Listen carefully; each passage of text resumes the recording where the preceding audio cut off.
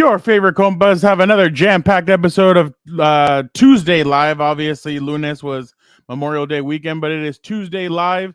Now that we're in the middle of what the NFL calls Phase 3 of OTAs, or of the offseason program, we're going to start a new segment called NFL Offseason with the Compas, and we will do so talking about the two Super Bowl participants, obviously the Kansas City Chiefs and the San Francisco 49ers. Gilbert and I will also talk combat sports by recapping King and Queen of the Ring, what is going on with Becky Lynch's future, obviously previewing UFC 302. And there's another huge boxing card out in Saudi Arabia. Feels like Saudi Arabia's got some good ones the last few weeks. Plus, Vic, the producer, will join us for a little rapid fire. And, of course, we cannot forget about the 10 good minutes with Dan and Dago. And we will have so much more. All right, Gilbert. Don't you have a question for our viewers and or listeners? Yes, I do, Fernando, but you got me thinking because I think we're trying to bring back Barrio of the Week for this episode, and you mentioned the off-season program. Victor, make a little note that I want to bash this new proposal about changing the NFL off-season calendar. I need that summer break. I need that month off, so I don't know if you saw Fernando, but let me know. Remind me later on. But for the engagement question of the week, we're going to discuss, I don't know, maybe a team I sort of like or like to watch a little bit on Sundays, the Kansas City Chiefs and the San Francisco 49ers. Which team am I talking about? 49ers, Chiefs? I don't know. But will we have a rematch, back-to-back years, Chiefs and the 49ers in the Super Bowl? You know, I'll give you my thoughts, but it's rare when you have a Super Bowl back-to-back of the same two teams. Hey, the 49ers and the Chiefs played against each other in, 2019, 2020? I forget, but let me know if you think those two teams will meet there again. I know how the comments are going to be about this one, and I'm sure Dan has an opinion about this one too. Yeah, no, definitely. He has an opinion about everything. All right, let's hit the intro. Compas on the beat. Let's get it. Let's go. Yeah. So where's Compas? Yeah, we are. There you go. There you go. Okay, all right. We got proof right there. Some guy that seems like he's asleep. Need you to wake up, Gilbert. There's a lot of energy. Come on, Gilbert. Let's go. Come on. Dan and Dago is at Moe's. I'll show you. I'll show you. I got it right. Okay, that's it. You guys, I am done with mine, but that's couldn't get better than a 2026 6th-round pick swap for a 7-rounder. So Freaking love you, Chad. Hey, dude. Cool, man. Compas on the beat, man. Derwin James signing off, man. Watch Compas on the beat, man. Welcome to Compas on the Beat. I'm Fernando Ramirez. I cover the Chargers for the Sporting Tribune. With me, as always, my co-host, my tag team partner, Gilbert Manzano, covers the NFL for Sports Illustrated. What's up, bro? what's up, Fernando? Seeing Rolly Romero's 6-pack reminds me that I don't have much time to get my 6-pack before my trip to Cancun. Can I get a 6-pack in 6 weeks? 1 pack per week. How about that? You're a huge Chiefs fan. He's talking about himself, but I guess he's talking about me. I don't know why. What's it called? I don't know. Maybe you can get a spray on 6-pack before you head I could have whatever Oscar De La Hoya had for his. That's what I was saying. Well, that one, I think they take the fat out of your stomach and make like a 6-pack, I think, or something like. They take fat out of your stomach, I think. Any idea how much that will cost me? Oh, you can get it done in Tijuana if you want. Oh, yeah. Oh, yeah. You can get anything done in Tijuana. By the way, I saw, where was I? I think I was in downtown when I went to go cover the Padres over the weekend. Juan Soto returned, obviously, to San Diego. And I saw some lady that I thought if she would have, like, you could tell they were ass plants. If she would have fallen over, she would have bounced off like her tuchus and jumped back up, and she would have been fine. Like that, like it looked like she had. Well, yeah. Well, that's why you get her, right? So, to have protection. Exactly. Yeah, the cushion or whatever. So definitely. Right. The real Jackson's already jumping in. He's like 49ers are not going to be as good next season. Look at that, already jumping in on the topic. So we'll definitely discuss it right now. What about the Chiefs? The real Jackson.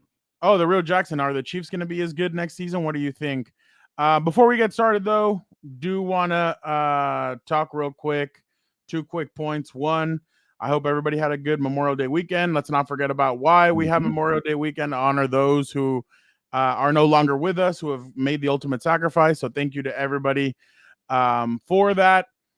And all right, Gilbert doesn't know about this, but I'm just going to go off the rails a little bit because I saw some of the comments on videos from last weekend. And I have to remind some of you that Gilbert and I are not fans. Okay. We are not fans of teams. We cover the teams. I know you guys think, like, I saw some people go, oh, well, how is this a Chargers channel if you guys are saying this or that? We're reporters. And I think sometimes people forget about that. So it's, we're not fans of, I mean, yeah, you're like, oh, yeah, that player's doing well. This is doing well. We analyze and stuff. But to me, there was just a lot of effery going on last week, to not use the full word. But I just thought that people need to remember that just because there's people out there that stroke them, we ain't going to do that. So y'all need to chill out a little bit. I don't know, Gilbert. I thought it was a lot of. I gotta say it was a good week for our football takes because a lot of people were commenting. Mostly bad. People didn't like it, but if you're not getting an engagement or a rise, you're not doing something right. Like you got to get people to talk. And hey, I don't care. It's an opinion. That's right. We're in the United States of America. Freedom of speech, right? People like to say it all the time. And if I say Aiden O'Connell is not as good as Gardner Minshew, that's my opinion. But Raider fans don't like that. If I say the Chargers are probably gonna go 7-10, you know what? I feel better, more like 8-9. I'll take one game back. But still, people won't be happy about that, right? So Chargers fans, Raider fans get mad at me. So where's Hort here, by the way? He called me like a closet Raider fan, and I'm over here bashing the next great quarterback for the Raiders, Aiden O'Connell, right? I don't know about great. Wait, who's a joke? Come on. No, I know. I was about to say, like, whoever it is going to have a pacifier for a year until they can draft Shador Sanders. So, Hey, but save it for Dan and Diego's conversation. I know, for real.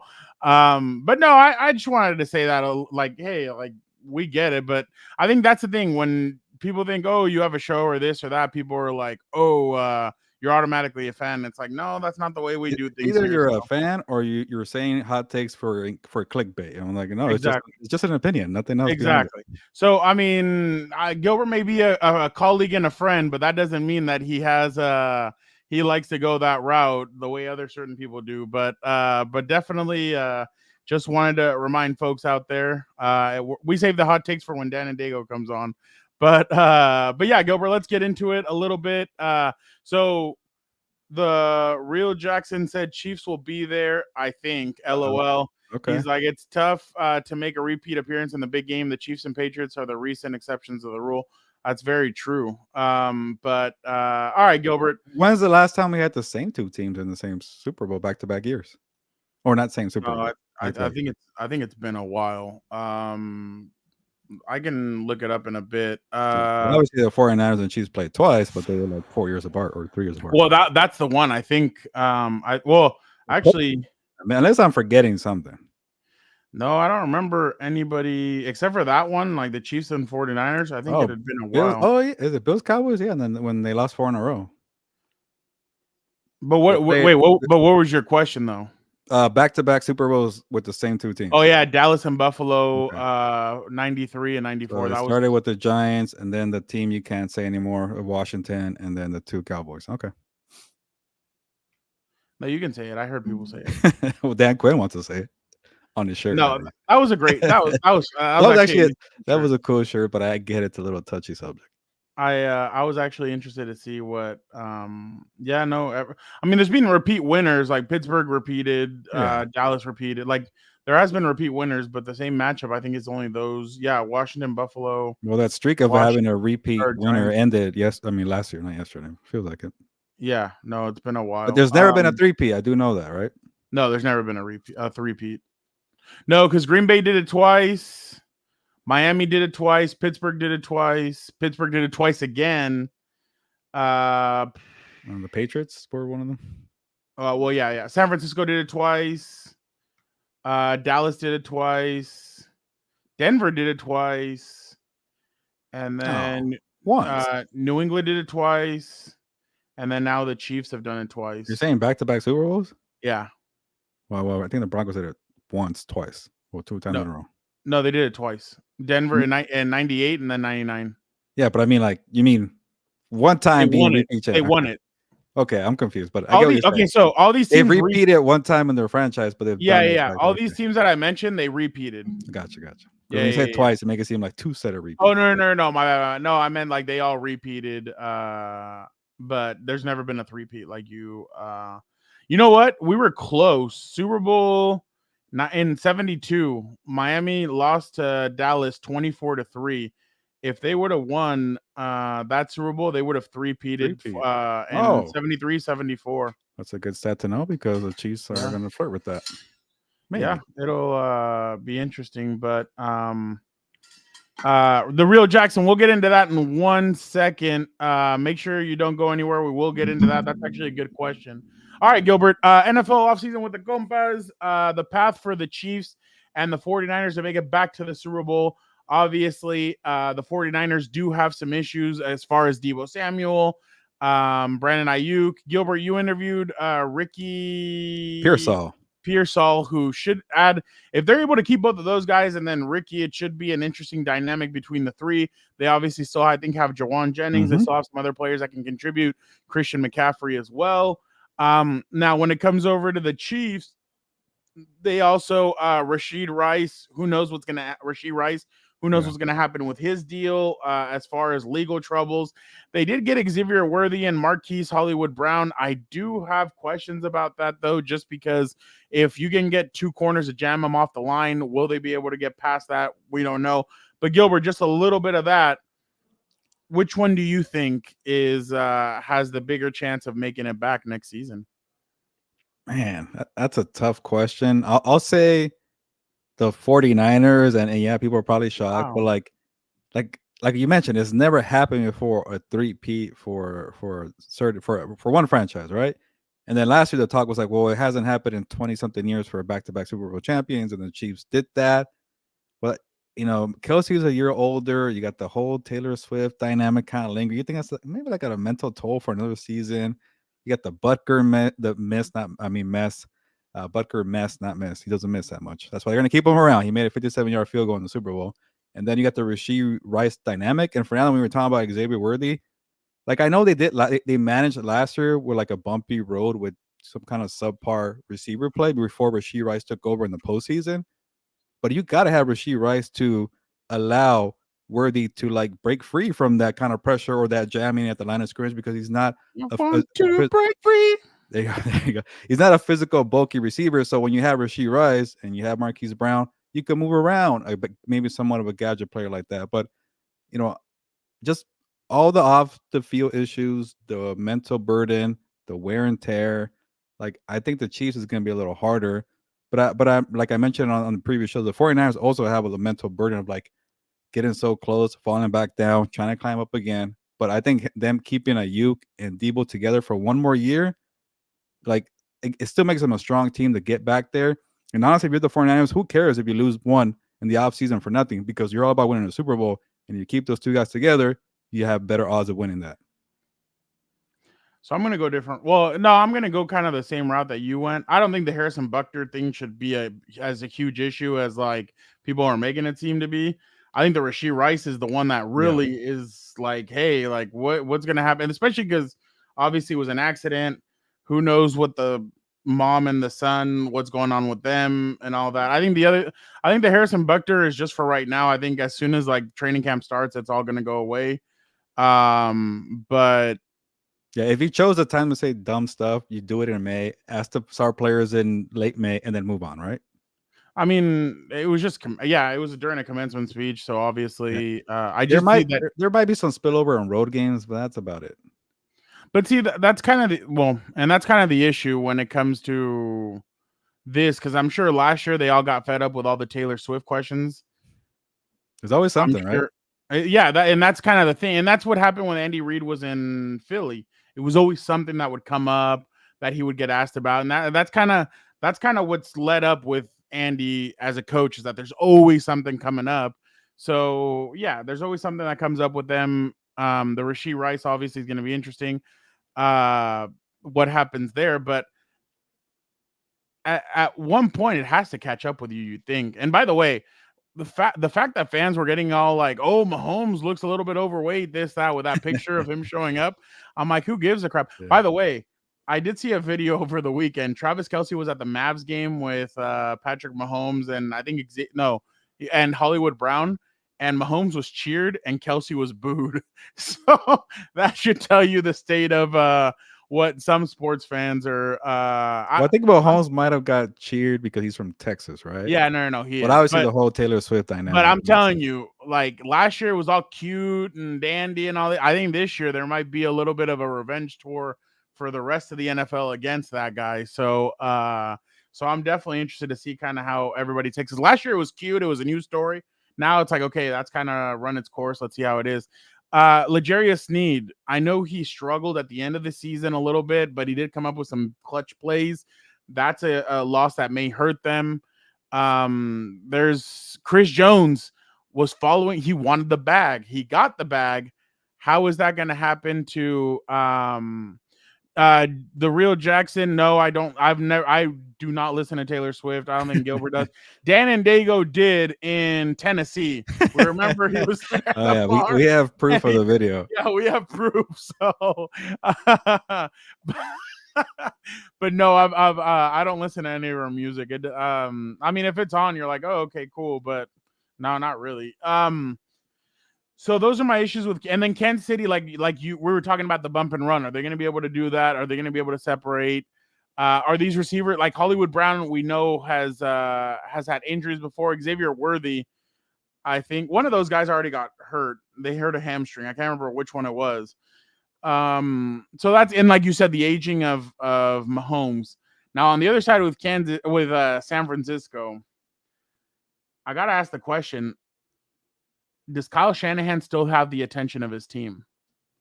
Because at one point it's like you're making it, but you're not winning it. What is happening? And then at one point, players look at social media. These guys are seeing that Kyle Shanahan can't win the big one. He choked against the Patriots when he was the offensive coordinator, choked against the Chiefs back in 2020, choked it, and there's just stuff that's going to come out about him, and I just want to see if he still has the team's attention.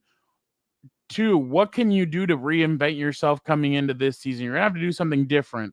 Your pass rush at one point last year was just not working the way you thought. Didn't work in the Super Bowl as effectively as you thought. So there's question marks there. There's secondary. There's question marks.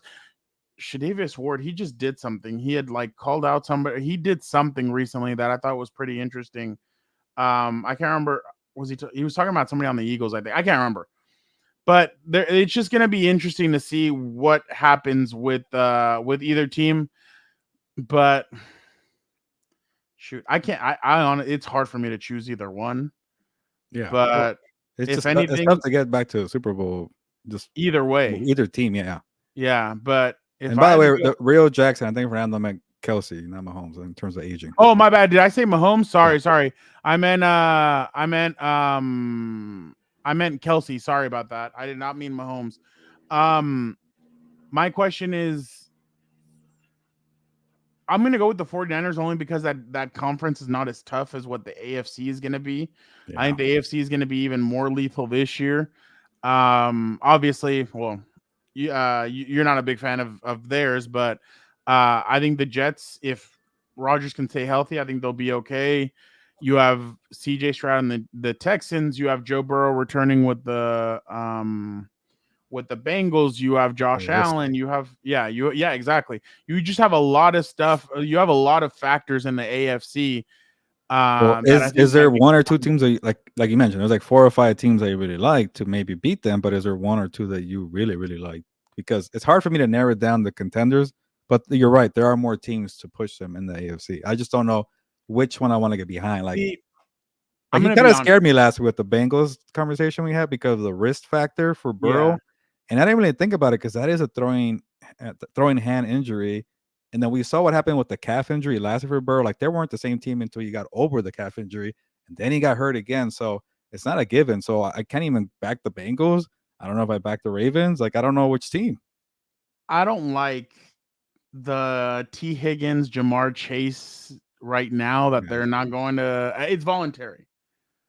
But I don't like the whole dynamic of money. And I get it. Obviously, you want to get paid. You deserve to get paid. You've put in the numbers. By the way, I saw ESPN post that the Chargers were going to supposedly make a trade for T. Higgins. They did not just get rid of Keenan Allen to go trade for another receiver and pay him. So that one I don't not see happening unless no. Yeah, then there's you no draft unless. McConkey in the second round. You draft Exactly. more So receivers, two I don't receivers see after that. that. Like I think you spend enough capital on that. Yeah, I don't see that happening. Um, if healthy, I really do think that the Jets could challenge them. Man, that's the Now, team you're going with. see, okay, their Wow. defense. The defense is what gets me. Yeah, I think their defense is very good, and I think it's only going to improve and it's going to get better. The only thing is their offense. I have a lot of questions about because I told you that offense is hanging on by a thread. They have Mike tendon. Williams. They have a tendon. They have Mike Williams. They have Teron Smith, and they have Morgan Moses, who are guys that, and then Aaron Rodgers obviously hanging on by an Achilles, but there's 4 guys right there that you kind of circle. By the way, I give them credit for going offensive line in the draft instead of going for the tight end, instead of going for all the reports were if Brock Bowers falls into their lap, they're taking him. They did not end up taking him. They ended up going to with Olu Fashanu. Exactly. By the way, I was just looking at this, Fernando. This is how far the Jets have come with their offensive line depth. I don't even know if he's going to start his rookie year because there's all the spots have been taken. Yeah, and they spent money on 3 veterans. They like Joe Tippmann, the center, and they like Elijah Vera Tucker as a guard. So that's 5 guys right there. Obviously, it's a good problem to have, but I would rather have the young guy over some of these older guys. And I kind of see. I don't know if I think in camp is really where they're going to be able to solidify that offensive line. But I definitely think that the Jets are one. I really want to say the Houston Texans, but I'm very nervous about Joe Mixon and Stephon Diggs being in that locker room. I just don't. There's something about me that makes me want to. And then it's going to be another year. By the way, Shane Day was there last year as their quarterbacks coach. Now he's gone. He came back to Los Angeles. There's something so there. Yeah, so that's going to be interesting to see how CJ Stroud takes that. So yeah, I'd probably go Jets.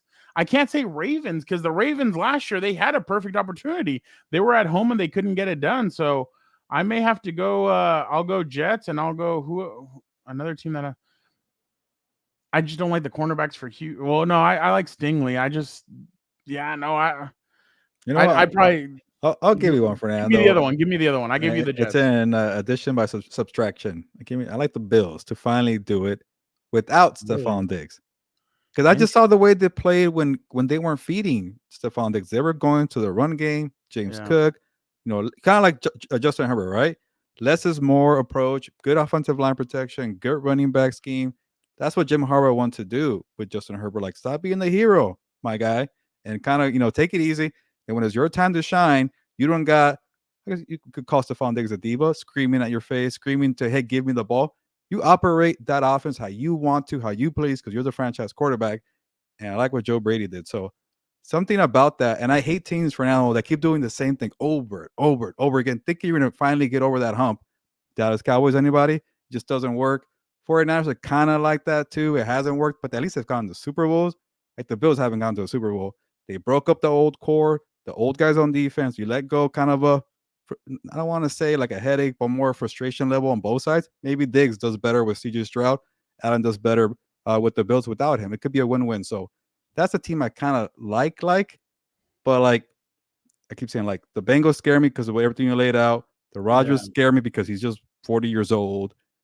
Lamar Jackson, I've been down that road. I've been on that train. It doesn't end well. So I think I'm starting to go with the Bills here. Yeah, no, I completely, and you know why I think I would go with the Bills because like you did, because everybody's counting them out now. Everybody's like, oh no, the Bills might have fallen off this, that, but I like the reasons why you laid out. The only thing is on defense, I felt like they lost a lot of veteran. They do a good job of finding kind of late round talent to just step in and be decent. But let me give you kind of a comparison, Fernando. Like, remember those years where the Colts couldn't get it done against the Patriots? And they finally cracked through, like I think Tom Telesco was part of that team, or at least helping out. They were like the 6th seed. The defense got hot out of nowhere. They were running the football at will, and it was less is more with Peyton Manning, and they finally broke through. Maybe that could happen to Josh Allen. No, and it really could. And that's the thing. I feel like we're at this point where I've seen and I've heard people say that this is an important year for so many younger quarterbacks, but I'm kind of like for Peyton Manning. I mean, and I don't think like a Justin Herbert, Joe Burrow. I don't think these guys have faced as much backlash as Peyton Manning did. At one point, I thought Peyton Manning faced a lot. Like I remember that era, like it was bad. Like he was getting bashed left and right. He can't get it done. He can't do this. He chokes in the playoffs. And then finally in 2006, he did it when he was 8 years in. So sometimes it takes the right coach to be able to change everything that you have. And Tony Dungy was that guy for Peyton Manning. So it takes a minute. So that's kind of, I feel like at one point we know what you have in different quarterbacks. Like you know what you have in Brock Purdy, you know what you have in Tua Tagovailoa, you know what you have in certain guys, and that's kind of like they are who they are. But can you build around them and let them be able to go? And that's why, like when you talk about like the Chargers in a sense, like I feel like Jim Harbaugh said, you know what, let's give this guy a run game. We don't need the expensive weapons. We'd rather have the expensive pass rushers. And we have a guy that can throw the quarterback, can make anybody look good. The way Dan Diego said it for a while, he's like, if you put different guys out there, he can make those guys do well. That's exactly what he's doing right now. And let's go out there and try and win that way. Let's change it up. Every year it was Keenan Allen, Mike Williams. It was guys like that. Let's change it up. Let's go with something different, and let's try and attack this a different way. And I feel like that's what the Bills are now doing. They're saying, you know what? Not business as usual. Let's change it up. Let's do something different. Heck, they should do a lot of 2 tight end sets. They have 2. I mean, they have one really good tight end in Dalton Kincaid, and they have a good one in Knox. So I definitely think that you are right when it comes to the Bills. Maybe this is what the Bills needed. They needed to change things up. Yeah, But, and just to answer Delwer's comment or respond to Delwer's comment, 2 contenders. He said Colts and Cardinals. Like I'm not that high on the Cardinals, and the Colts kind of intrigue me, but not that much to be a contender. Like with Super you know Bowl why? contender. Gus Bradley's always done a good job against Mahomes and the Chiefs. So I kind of get where if I see Richardson staying healthy and they're like doing well in November, maybe I'll buy. I wish the Colts would bring back Stephon Gilmore for 1 year. I feel like if they brought back Stephon Gilmore, it would be a good addition for them to kind of keep that going, especially with the pass rush that they have. Hold on, there was one thing that I told them to. The Rams portion. Yeah. What do you think about the chance of the Rams getting there, Gilbert? And it's tough. Like I'm gonna take the Aaron Donald thing hurt. Yeah, like I kind of want to take the Chargers approach with them because it's Aaron Donald being gone. I want to see how they adjust without him. It's like I get it. They've built through the defensive front. They got some good pieces. They got some cornerstone pieces last year, but like it's still Aaron freaking Donald. Like how is everything gonna look? Like we had friend of the program, Eric Williams now, who left What's Up Bolts for a bit to join House of Horns. Shout out to Eric Williams there.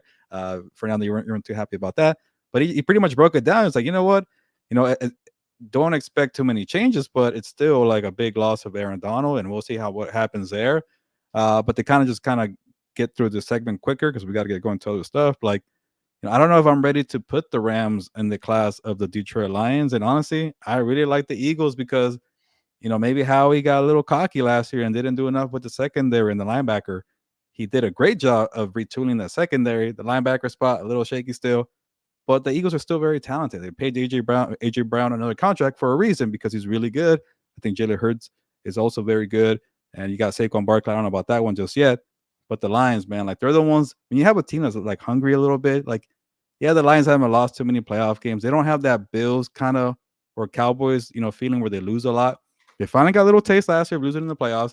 Maybe that's enough motivation to come back stronger and beat the 49ers in their second kind of good year. So Jackson mentioned it right now. He said Cristobal AD will return midseason. That's what I was going to ask you. So if they have a pretty good team, and let's just say in December, they give Aaron Donald a call. Because the Patriots used to do this with Junior Seau. The Patriots, a couple, like right around those 2006, 7, 8, 9 years, they would call Junior Seau. Junior Seau would come late in the season, like in December, and then into the playoffs, he would go with them. It was a couple years that he did this. Do you feel like Aaron Donald would pick up the phone and would consider coming back? Or do you feel like he's one of those players where I'm retired no matter what? Well, let's put it this way. I don't think Aaron Donald's the type of guy who, when he retires, is going to gain like 30 pounds, have a beer belly, and be out of shape. He's probably going to be in the gym the whole time. They call him, maybe he'll listen. But I think he's a player who definitely will listen if, say, the Rams are flirting with the number 1 seed come December. So speaking of that, real quick, my buddy Tony Jefferson, who was he went to him and I both went to Eastlake High School. He was an undrafted free agent from Oklahoma, went to the Cardinals, then went to the Ravens. He just came out of retirement and said that that he wants to come back into the league after sitting out for a year. So I mean, there could be more guys that decide to do that, like be like, hey, you know what? I took a year off. I got healthier. I got better. Boom. Let me come back and do that. By the way, he already had an interesting, somebody already tweeted out today, Gilbert, and just real quick, they tweeted out some guy, who was this? Some Bolts fan was like, hold on, let me grab it. He put Tony Jefferson. The Chargers should think about signing Tony Jefferson. He played 41 games for the Chargers, and he played 41 games. 41 games for the Ravens, yeah. From 2017 to 21. Chargers defensive coordinator Jesse Minter was his position coach. He also is a Chula Vista native and played at Eastlake High School. Chargers need a veteran like him. And Tony put the devil emoji, the smiling devil emoji. So that could be a good addition for them. A guy that's been another former Raven going to But at that point, you're kind of like, wouldn't you rather have Justin Simmons? But hey, maybe it's more about scheme fit and contracts and all that. Yeah, cheaper. I'm sure. I keep on here. Well, and Tyler Dragon told me this a couple of weeks ago that he's hearing that Justin's asking for money. So, and you've seen the contracts that Harbaugh's like given out. None of them have been more than 4 or 5 million. Yeah. So, yeah, I definitely see that happening. But all right, Gilbert, that was a good segment. Let's go over to Combat Compas and talk a little King and Queen of the Ring. Just to give you a little overview, Gilbert. Cody Rhodes defeated Logan Paul in that match. It was about a 35-40 minute match. And man, I know people hate that I do this, and I know Logan's now suing Ryan Garcia and all this stuff. Oh, you didn't hear it because of all the prime. He's been talking about a prime drink a lot, so he's suing Ryan for it.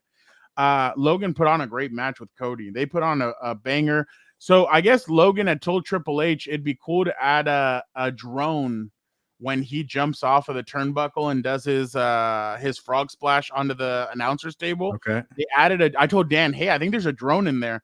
They added I saw the video. That was pretty cool. Yeah. Yeah, and I guess Logan had given Triple H the idea. They used it and it looked pretty awesome, Gilbert. I'm not gonna lie. So they put on a great match. Logan's 13, 14 matches in, and he keeps on putting up good performances. So I was highly impressed with the way him and Cody did. Cody obviously beat him. It was a good, solid match again. Bianca Belair and Jade Cargill defeated Indy Hartwell and Candice LeRae. It was an all right match. I've a little bit more to be left desired there when it comes to that stuff. Sami Zayn defeated Bronson Reed and Chad Gable. The Chad Gable heel turn is actually it's been a lot of fun so far. So that's been interesting to see so far. Nia Jax is your Queen of the Ring, Gilbert. So she won. She beat Lyra Valkyria. She's also Irish. She just came up from NXT. They say that she's kind of the next Becky Lynch in a sense. Gunther defeated Randy Orton in the King of the Ring, but did he? Randy Orton's shoulders were never down, and there's been controversy there, so we'll see what happens with that. And last but not least, Gilbert, we had all spoken about it. Becky Lynch and Liv Morgan they had a match. Dominic Mysterio was there, and he said, I flew all the way to Saudi Arabia to stop you from becoming women's champion of Liv Morgan after he injured Rhea Ripley. And it was so he grabs a steel chair, throws it into the ring, and tells Becky, use it on Liv. Well, Liv comes up, runs up, grabs, and then he distracts the referee. Liv comes up, grabs her, DDTs her, or does her finisher onto the chair, pins Becky Lynch and becomes a new women's champion. Then on Monday Night Raw, they did a steel cage match, and Dominic again interfered with the match, and he helped Liv Morgan again, and then Liv Morgan gave him a big kiss after, and the dude just that's a lucky guy right there. But also, I'll be know. very afraid to turn your back on Rhea Ripley. I know for that. I don't know what's going on there, but it's interesting. But Gilbert, real quick, before we get into the Liv stuff, Becky Lynch's contract runs out this week, so she will be taking a leave of absence. She basically put in a tweet that she's not, she won't be it to be continued, or she put something to that extent. So I told you a couple of weeks ago, Gilbert, I think on here, that I think that Rue, who's Seth Rollins and Becky Lynch's daughter, is at the age now where she needs to go to school. So it seems like Becky's going to take some time off. I know there's been a lot of rumors. Is she going to AEW? I'm sure Tony Khan will be ringing her phone as soon as that contract expires, and will be saying, hey, we want to make you the highest paid women's wrestler in the world. Come with us. I would be very surprised if she actually accepted, for two reasons. One, her husband works in WWE. Two, you know exactly what's going on over here. You know the product. You don't know what's going on over there. There's weird stuff happening over there with like Mercedes Moné and the women's division. So if I'd stay with the person with the company that I know, but we all know Becky's a big time competitor. She's one of the best wrestlers in the world, and I'm sure she's just going to take time off, and I'm sure she'll be back by the Rumble or something like that, because I had told you before, after WrestleMania, I thought she was going to take time off, and they decided to bring her back after Rhea got hurt. Yeah. So now it seems like she'll be taking a sabbatical for a bit, and I don't think this is the end for her. I just think this is a see you later. We can't be on the road anymore with our daughter. Like, we need to be. And then Seth is obviously injured. So today's Seth's birthday, and she posted, I'm coming home to you. So I think they're going to enjoy life a little bit, all three of them, and good for them. I mean, they've worked their asses off in the last few years, and now they get to spend time together. But it's definitely going to be interesting without Becky Lynch out there, because no matter what, she's loved all over. When she was here in San Diego, she got a huge pop when she came out. So Becky's still one of the top competitors. And again, I just do not see Rebecca Quinn being all elite, if I'm being completely honest.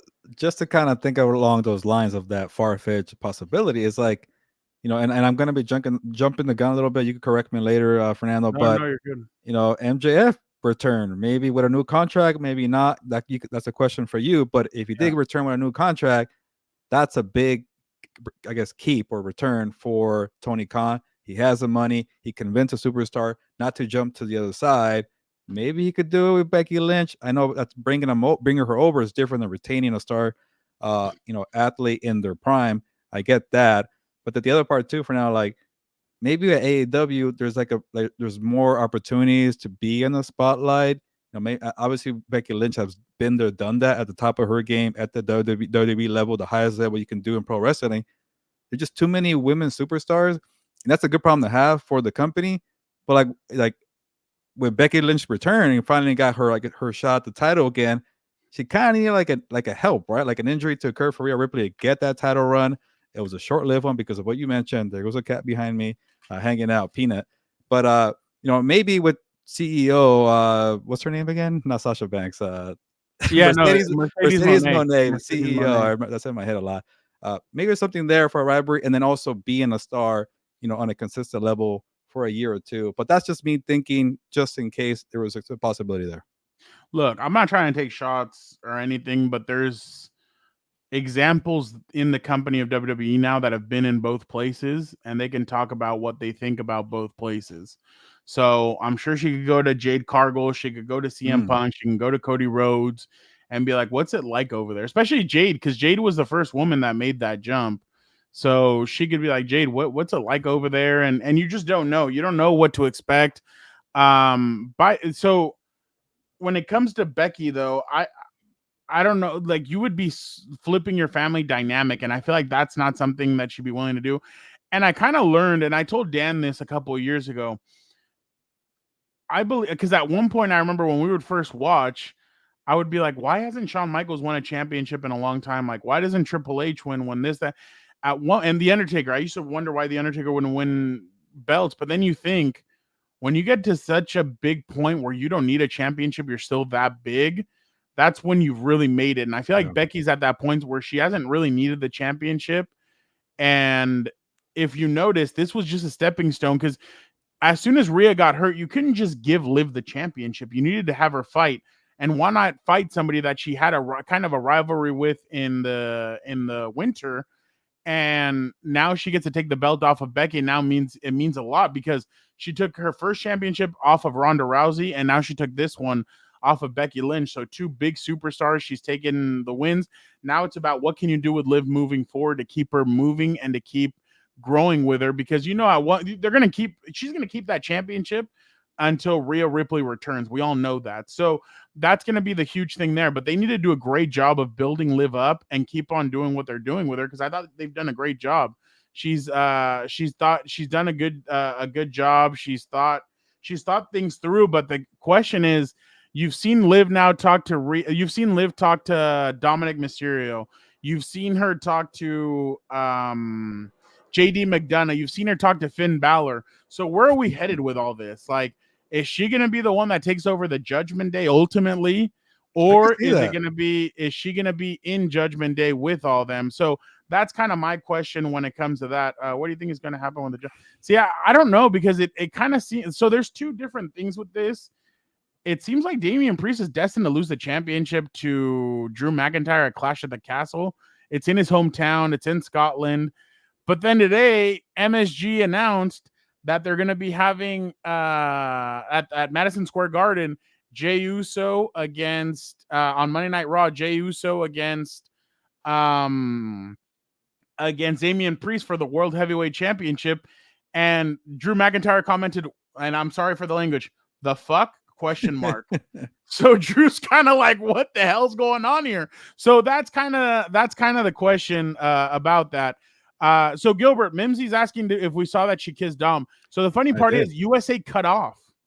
They did not show the kiss. So if you were watching Monday Night Raw, you didn't get to see the kiss. It's not on my phone. Yeah, it just cut off. So yeah, no, we did see it, Mimsy. That's why I'm saying Dom's one lucky guy, but he just got married in like February or March. Oh yeah. It's like you're like, oh, you're already kissing Liv Morgan. He's one lucky son of a gun, to be honest. Hey, by the way, that Eddie Guerrero mullet on Dominic Mysterio is coming in nice, man. I think it's flowing right now. By the way, Dom put on his Instagram on Sunday that he was watching the Eddie Guerrero. A&E did a story on Eddie Guerrero, and he put that he was watching it. So obviously people went and he off has on a him. mustache too, like a I little, know. little part here, and then he's looking. Watch the Eddie Guerrero Intercontinental Championship Eddie Guerrero, and he looks a lot like him. But ultimately, oh, there you go. Oh my God, I actually thought that was Dom. But I definitely think that we're in an interesting part, because SummerSlam is coming up, and you're starting to build. Obviously, Gunther and Nia Jax are going to have championship matches. Triple H announced. So now, obviously, moving forward, what is all that going to look like? We'll see. But definitely excited to see what happens. Gilbert, on the other side at AEW, they had Double or Nothing, one of their biggest pay-per-views, and obviously you mentioned MJF came back to AEW, and I just wanted to show you this real quick, Gilbert. He paid homage to Triple H. I don't know if you saw this in two ways. So this is the way he came out, and so he came out with a leather jacket. Yeah. And then here's where he made fun of The Rock. So they're saying X-Pac in the back. Oh my, what a time. Yeah. So yeah, definitely a different time. But it was just funny because he literally, like, if you notice, he did hit the tanning booth kind of hard there, but he did come out with a jean jacket. He did have a tattoo where he said that there's a lot, I feel like. Vic, you don't have to put up the background. I'm going to show another clip right now, but he basically came out and said that that he had a tattoo that said I'm not going anywhere. Oh no, bet on yourself. And it said AEW right here. They even start making shirts too of that. Yeah. So here's a tattoo.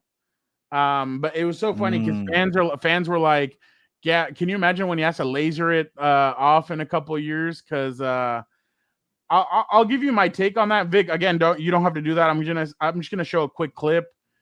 Tony Khan, please don't come after us for me showing this clip, but listen to what he had to say, and there's something key in here, Gilbert. Listen to this. Here we go. I don't need a New Japan or a Vince McMahon to make MJF because MJF made MJF. So, Gilbert, I'm going to be honest. I like that MJF came back. There was at one point where he was a babyface. We need the anti-hero. The tag team MJF. going on. He even turned into a tag team partner. Exactly. With Adam Cole. So we don't need that. We need the actual MJF. Why did he say Vince McMahon if he knows that Vince McMahon is no longer in WWE? Why didn't he say Triple H? Maybe it rhymes better when you have a line like that. Vince McMahon over Triple H. He loves Triple H, Gilbert. That's his guy. I'm telling you. That's how you're viewing it. I feel like he's kind of taking a couple of slights at him by wearing the jean jacket. No. His mentor. Doing it all by himself. Is Cody Rhodes. Cody Rhodes is his mentor. And Cody, yeah. I'm not saying that he's not going to stay at AEW. I'm just saying, why talk Vince McMahon? You don't need Vince McMahon. Why didn't you say Triple H? I don't need Triple H to make me big. I think ultimately he's going to end up at WWE. I think he is. But he's only playing. He's playing that bit very strong. Yeah, but he's only people like me believe the other way. He's only 27 years old. Yeah, he's gonna end up at WWE at some point. So you're thinking like a 2-year contract, maybe something. Yeah, 2-3 year contract, and then he hits free agency again. But at one point I would love to see him against a tribal chief. At one point I would love to see him against Seth Rollins. There's a lot of and by the way, going back to the WWE talk, Seth Rollins just re-up for multiple years. So that's another reason why I don't think, and I'm not saying that Becky's going to follow Seth in any way. I'm just saying for the family dynamic, I'm sure they love being on the road together and doing all that.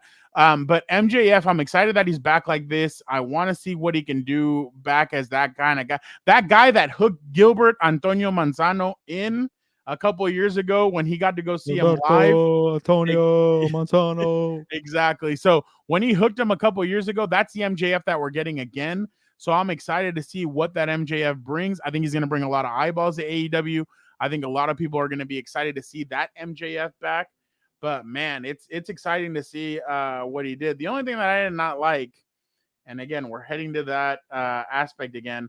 So Mercedes Moné was not cleared for a while. She's been cleared. She's fighting. She had her first match for the Women's Championship. Obviously, she won it. And this is what she had to say after. To be what was going to happen after leaving WWE, what was going to be next for me. Because a lot of times in wrestling, people think WWE is the only place. And I think tonight we showed the wrestling world that it's not the only place. AEW is where the best wrestle. Elite. And we had the greatest show tonight, celebrating 5 years of this incredible company where we cannot be denied. And we are just going to show wrestling fans around the world that this is the place to celebrate wrestling because this is the best place to be. Wow. So she dropped too many WWEs in there, but Tony Khan, I think for the most part, liked it. But why do you have to mention them? 1, 2, why does that sound like a PR stunt that they have to keep on saying like we're the best wrestle, this, that? Like it all just seems hey, when you go out there, you have to. Well, she missed an opportunity to say we're the elite wrestle, but whatever. Yeah, and I get that, but I just didn't like. I just thought it was a little bit too played out. I was kind of like, okay, whatever, like that's interesting. But lastly, Gilbert, I don't know if you saw any clip of what happened with Adam Copeland or Edge. I don't know if you saw what he did, but okay. So he was in a match yesterday, and I can't remember who he wrestled against, but he was supposed to. So he went up to the top of the. Of the steel cage, and I don't agree with whatever this guy wrote on his tweet. I'm gonna try and get past. Oh yeah, there you go. Okay, cool. So this is what Adam Copeland did yesterday. You could see it right here. I don't know what. So look, boom. I don't know if you see Gilbert. He didn't go through the table. He lands standing up. So I don't know. Yeah. I don't know what he did midair that he just completely messed it up. Vic, you don't have to put up the thing right now. Edge did, or sorry, Adam Didn't he have Copeland, something similar like that at the WrestleMania in LA? I'm sorry, I forget. he had something similar, but this is him talking about it today. You know, my brain forgets what my body always seems to remember.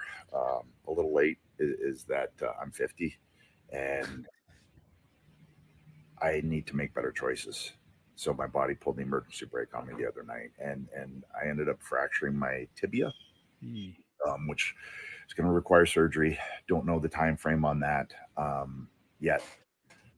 Ruby's birthday's Friday, and I really want to enjoy that and focus on. Ruby is his daughter. So tibias usually take anywhere from 4 to 7 months. Time to retire, Edge. I'm sorry. Yeah, he's up there in age. It sucks because I love watching Edge compete, but that was basically he wrestled Malachi Black. Thank you, Mimsy. But Jorge Jesus. But I definitely think that Edge is kind of at the end of the rope here, and it's been when I remember the day that he came out at the Royal Rumble. Kobe had passed away. It was kind of a dark day, and then he comes back after 9 years, and it was awesome. But definitely interesting to see kind of how AEW bounces back without Edge or Adam Copeland for a while. But yeah, Gilbert, that's all I have on the wrestling world. Let's head over to UFC 302. Islam versus Poirier, Strickland versus Costa. Gilbert, what are your thoughts on this on UFC 302? Yeah, well, first of all, those first two fights or the main two fights are very exciting, and we were there when Dana White announced it for UFC 300, and we were all like, "Oh man, you got Poirier and Islam, and you got Strickland and Paulo Costa." And like you were satisfied when those two fights were announced, and then like, "Oh, and Conor McGregor is coming back in June." I was like, "Whoa!" So a loaded schedule in June for the UFC. He was partying it up, by the way, over the weekend.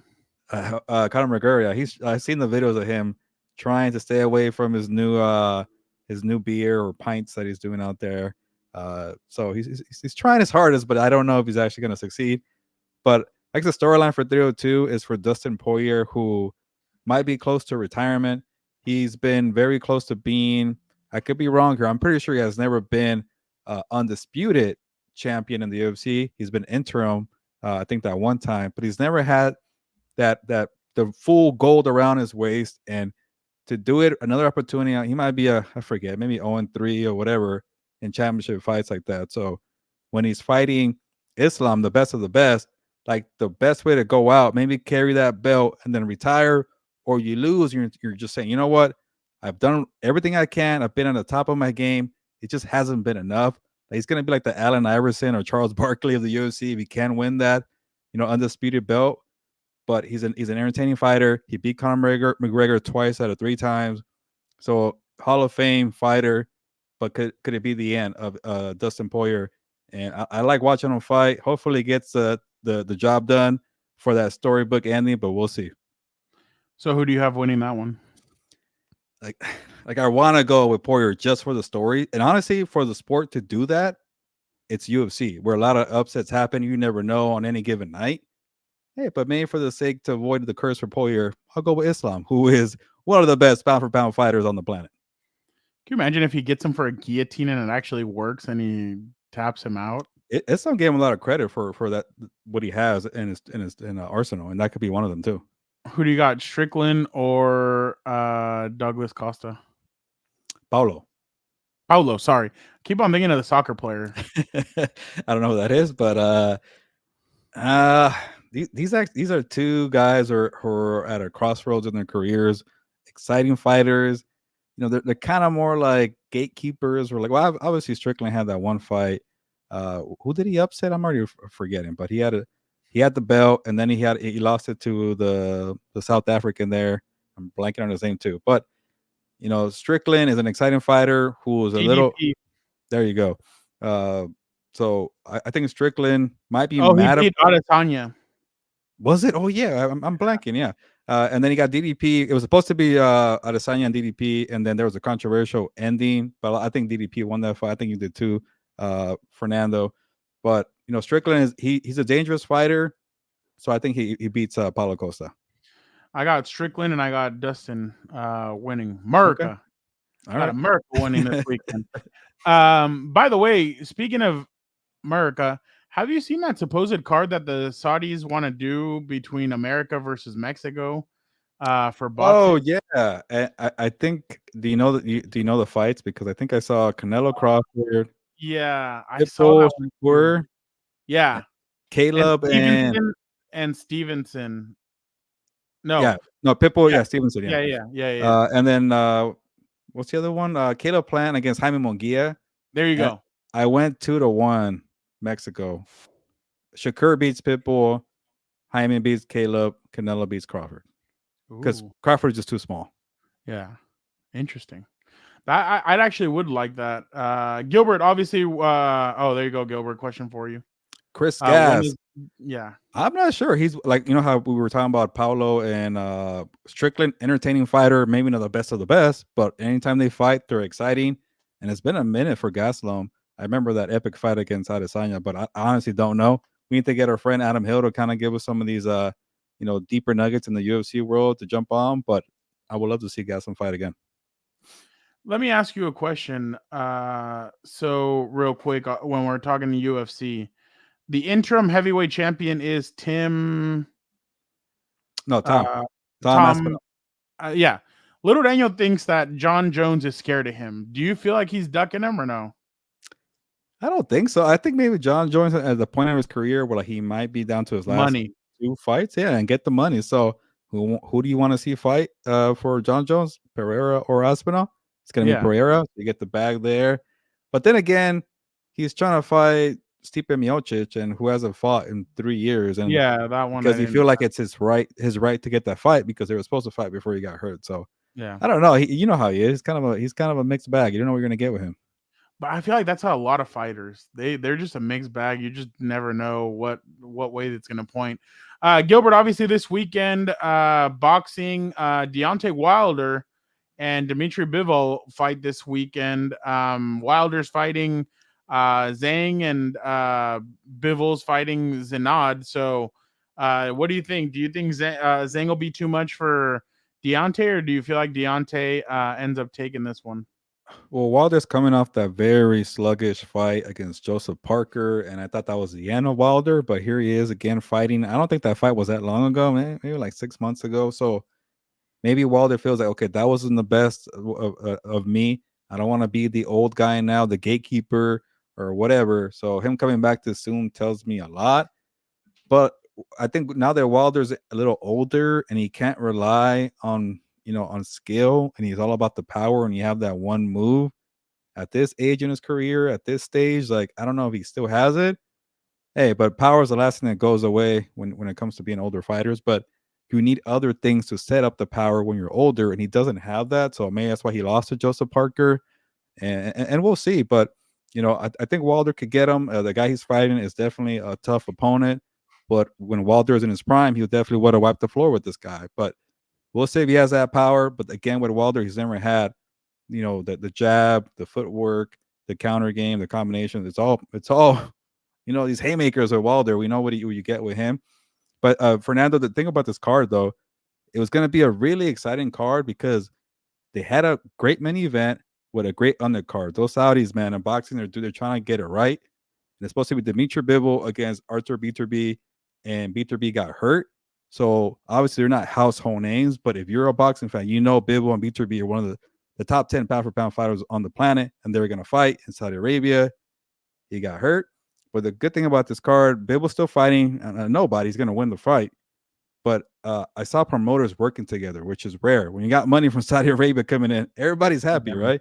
You got Top Rank, you got Matchroom, and you got Frank Warren's promotional company from UK, and I guess Frank Warren and Eddie Hearn did something called 5-on-5. Pick 5 fighters from your stable against my fighters of my stable, and whoever has like we were talking about the Mexico versus USA, similar but with promotional companies. So hey, it's bragging rights for Frank Warren and Eddie Hearn, two of the biggest names in the UK, and that's why you got this 5-on-5 series with the main event with Bivol. But that's a very loaded card. It kind of lost some luster when B2B left. Hey, but I'm excited about this 5-on-5 tournament series. Yeah, no. So you got Bivol winning this weekend, obviously. Yeah, I'm guessing he'll knock him out. Real quick, what did you make of Bob Arum calling out the referees or the scorecards for Taylor versus Cantrell?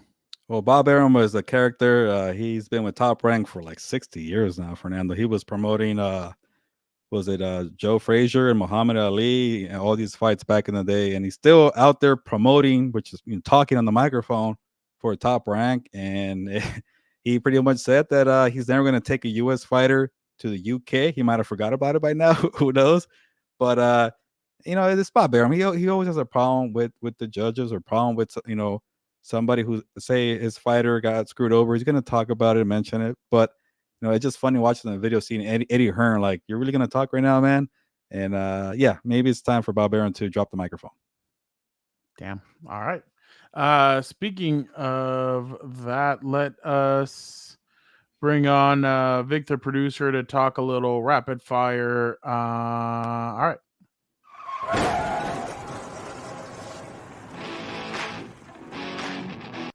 What's up, Vic? How are you doing? Oh, not much, man. Glad to be here. You guys had some good conversations there. It's pretty cool to hear about Bob Arum and remember him, as you talked about. He's been in the game for a long time. He did all those classic fights in the 70s as well. So yeah, shout out to Bob Arum for still being out here promoting fights. Hopefully I'm not working when I'm 84 or 85. I still remember when Tyson, I can't remember who Tyson Fury beat, but he was singing Bye Bye Miss American Pie, and he put the microphone to Bob Arum, and Bob Arum sang it. I was like, Jesus. I'm like, get the microphone away from this guy. But all right, let's do a little rapid fire here, Vic. All right, Gilbert. So you won last week. Are you going to go first again? All right. Yes. Let's start off. It looks like my questions got changed around here. So, should the Minnesota Vikings consider trading Justin Jefferson? Reportedly, they shopped Jefferson during the draft, and they called the New York Giants about a potential trade for Malik Neighbors. Yeah, this was an interesting nugget that Mike Florio dropped on, I guess it's podcast or something. Well, no, but it wasn't Mike Florio. It was somebody from the Minnesota Times or from Pioneer. Pioneer. Oh, I thought it was Mike Florio, and then he aggregated like he does a lot of things. Never mind then. Then shout out to the guy from the Pioneer Press. It might have been, I'm blanking on his name. He's a good guy from the Pioneer Press. By the way, did you see what Adam did? Speaking of aggregators, to Dove Kleinman yesterday. Oh, yeah. No, I did not. Oh, so Dove said that Mark Davis was having a kid with a 28-year-old, a 27-year-old, and then he put what she posted on her Instagram. Oh, he quote tweeted and tweeted it over him, and I was like, "Oh, I'm retweeting this. I don't give a shit." So it was pretty funny to see Adam do that. Yeah, and then Pat McAfee ran with it and then had to apologize on Monday Night Raw. Today. Yeah, he said on Monday Night Raw it was JD McDonough versus Braun Strowman. And he's like, for all you that don't think that JD McDonough can beat Braun Strowman, 70-year-old Mark Davis is having a kid at 20 with a 28-year-old. And then today he obviously issued an apology about it or whatever. But I mean, that wrestling's kind of different. But I think Mike Freeman wrote an article saying that that Pat needs to have better journalism integrity. I'm like, he's not a journalist though. Like, he's just an ex-player talking head. I mean, so at least apologized. Yeah, most people would just brush it over. Yeah, I don't know. I feel like there's different rules when you're like covering boxing or wrestling. Yeah, I guess you can't cross the worlds, I guess. But and Pat's done a really good job of it on Monday Night Raw. Like, he's fun to listen to and just the dumb stuff that him and Michael Cole, like he's kind of revitalized Michael Cole's career in a sense. Like he's made Michael Cole like fun to listen to, and Michael Cole now talks shit to wrestlers. Like he's like, what's this idiot doing out here with Dominic Mysterio and stuff? So, but yeah, I mean, I don't know. I think ex-players don't follow the, like, it's not like they sit down and look at the books of journalism like we did when we were in school and all that stuff. They're not going to look through all that stuff. Yeah, even us here sometimes we're not too professional. That's why we have Dan and Diego. Is he here? But yeah, going back to the question here, yeah, credit to the St. Paul Pioneer Press for getting this scoop. And again, you don't know which side it's coming from the team, from the player. Maybe it's a kind of a team tactic or a player tactic. There's always some kind of motive for why you release something like this. And I don't know, I wouldn't doubt the credibility, but it's also more like the motives behind it, right? But if this is true, and say the team was for sure trying to shop Justin Jefferson, it makes my prediction better of them going at 3-14 or having a crappy season. And like honestly, like if you have a rookie quarterback, I put it this way, if you're shopping Justin Jefferson, I got many things, and maybe I should have kind of wrote it down. One, they screwed up the contract negotiations. Why didn't you sign the guy last year? Now the contracts are going up. CeeDee Lamb's trying to get paid. Jamar Chase trying to get paid. Brandon Ayuk's going to get paid. If I'm Justin Jefferson, I'm sitting back. I'm better than all those guys. You pay me after it goes up. You had your opportunity last year, and you made me play on my third-year contract or fourth-year contract. So that's what you get. Then you trade your quarterback, Kirk Cousins, and you have to roll out with Sam Darnold and freaking JJ McCarthy, the fifth quarterback taken in the draft. If I'm Jefferson, I'm sitting back again. And then number 3, they were trying to trade up for Malik Neighbors. What were you trying to do? Pair Sam Darnold with Malik Neighbors? Yeah, that's going to go well for you. Like, what are we doing here? You trade up to go draft the quarterback like a Drake May, like a Jaden Daniels, not sit back for JJ McCarthy. So Vikings are having a terrible offseason. Yeah, I don't care about Vikings fans coming at me. Yeah, you spent some money on Jonathan Grenard, who had one breakout season. Whatever. It's going to be terrible, and this confirms it to me. So, should the Vikings? I look, and I said it last week. So, but that was I just wanted to kind of. No. And no, don't trade him. I got a point taken off last week for not answering the correct question. I just needed a rat. Okay. No. So, I think we're gonna start seeing this, and I mentioned it last week that we're starting to get to that point where teams are gonna start looking at the receiver and being like, you know what, adios. Goodbye. We can find somebody else that can produce. He won't produce at the same level, but they were literally going to just, in a sense, go from one LSU receiver to a cheaper one, and one that's younger and one that's, I'm not going to say more explosive because we don't know how he's going to be at the NFL level. So I don't blame the Vikings for doing it, but I think we're going to get to that point now where you see the Cincinnati Bengals, they now have 2 contracts to worry about when it comes to T. Higgins and Jamar Chase. So now I believe that we're going to start seeing this with the receivers, where big time receivers aren't going to get paid as much as they think they're going to get paid. I'm sure, because Justin already denied 1 contract, right? They were willing to pay him like 30, and he said he wanted more than that. So we're starting to get to that point where teams aren't going to be paying these guys that much money. So this is only the beginning, in my opinion, but I think they should try and trade him. And maybe it just depends on if Kevin O'Connell knows that he has a long leash and he's going to have a couple of years to kind of fix this. And maybe he says, you know what, we're good with Addison moving forward. We'll bring in some other receiver help, and we'll get some draft picks for Justin Jefferson. So I do think they should consider trading him if they think that they're not going to be contenders in the next couple of years, kind of the way Gilbert predicted that they won't be this year. Yeah, Fernando, you're right, and you answered the question, so shout out to you. But I'll say this. They've done this, guys. I mean, they went from Stephon Diggs to Justin Jefferson. I mean, and then now they have Addison there.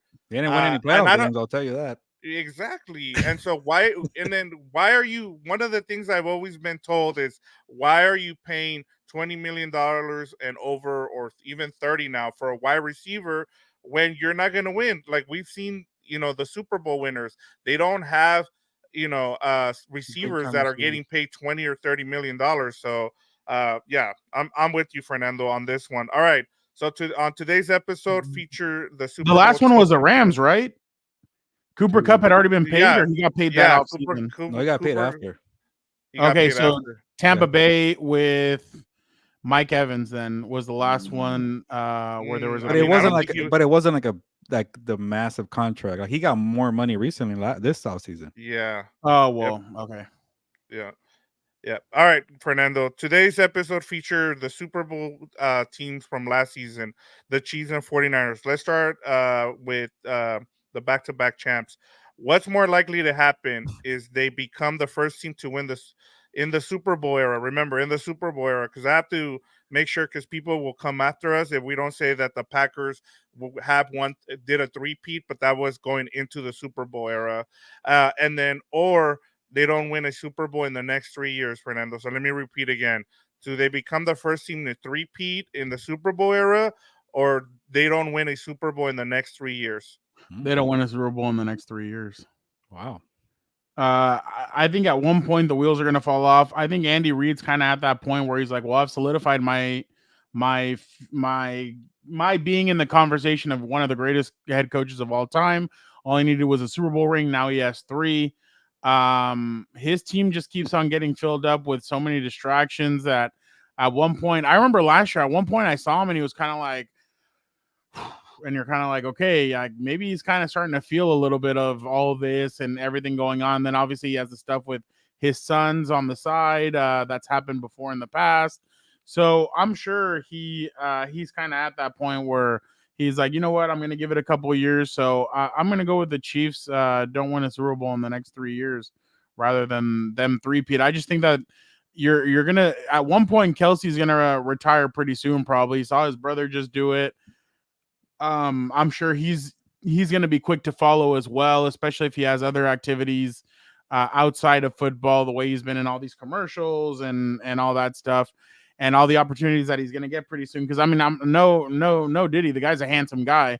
I'm sure pretty soon Hollywood's going to start calling him and they're going to try and get him in movies and all this stuff. So I think that the Chiefs are closer to the end of their dynasty in a sense, and they are still continuing it. And I think I don't. The offensive line has also gotten worse. I don't think they're as good as they were even last year. So I think there's some factors there that some people don't see, but I don't think their team is as strong as it has been in years past.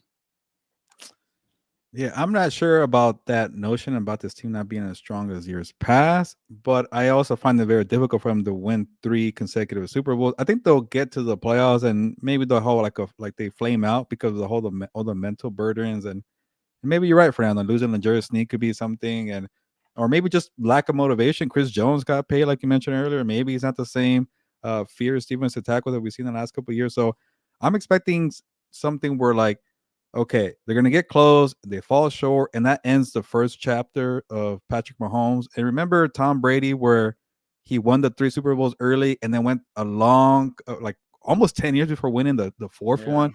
They lost to the Giants twice in the Super Bowl. Then he kind of reinvented himself in the back of his career to get 3 more with New England. Got the 7th one with Tampa Bay. So I think this might be at the end of the first act. Maybe Kelsey retires. They get close, but they fall short, and then you go through some kind of adjustment years where they lose in the wild card, losing the division round, and then maybe Andy Reid leaves too, and it's like, all right, Mahomes, you want to be in the conversation with Tom Brady? Well, Tom Brady had to do it over and over again with different kind of core groups and characters. Yeah, you have Bill Belichick the whole time.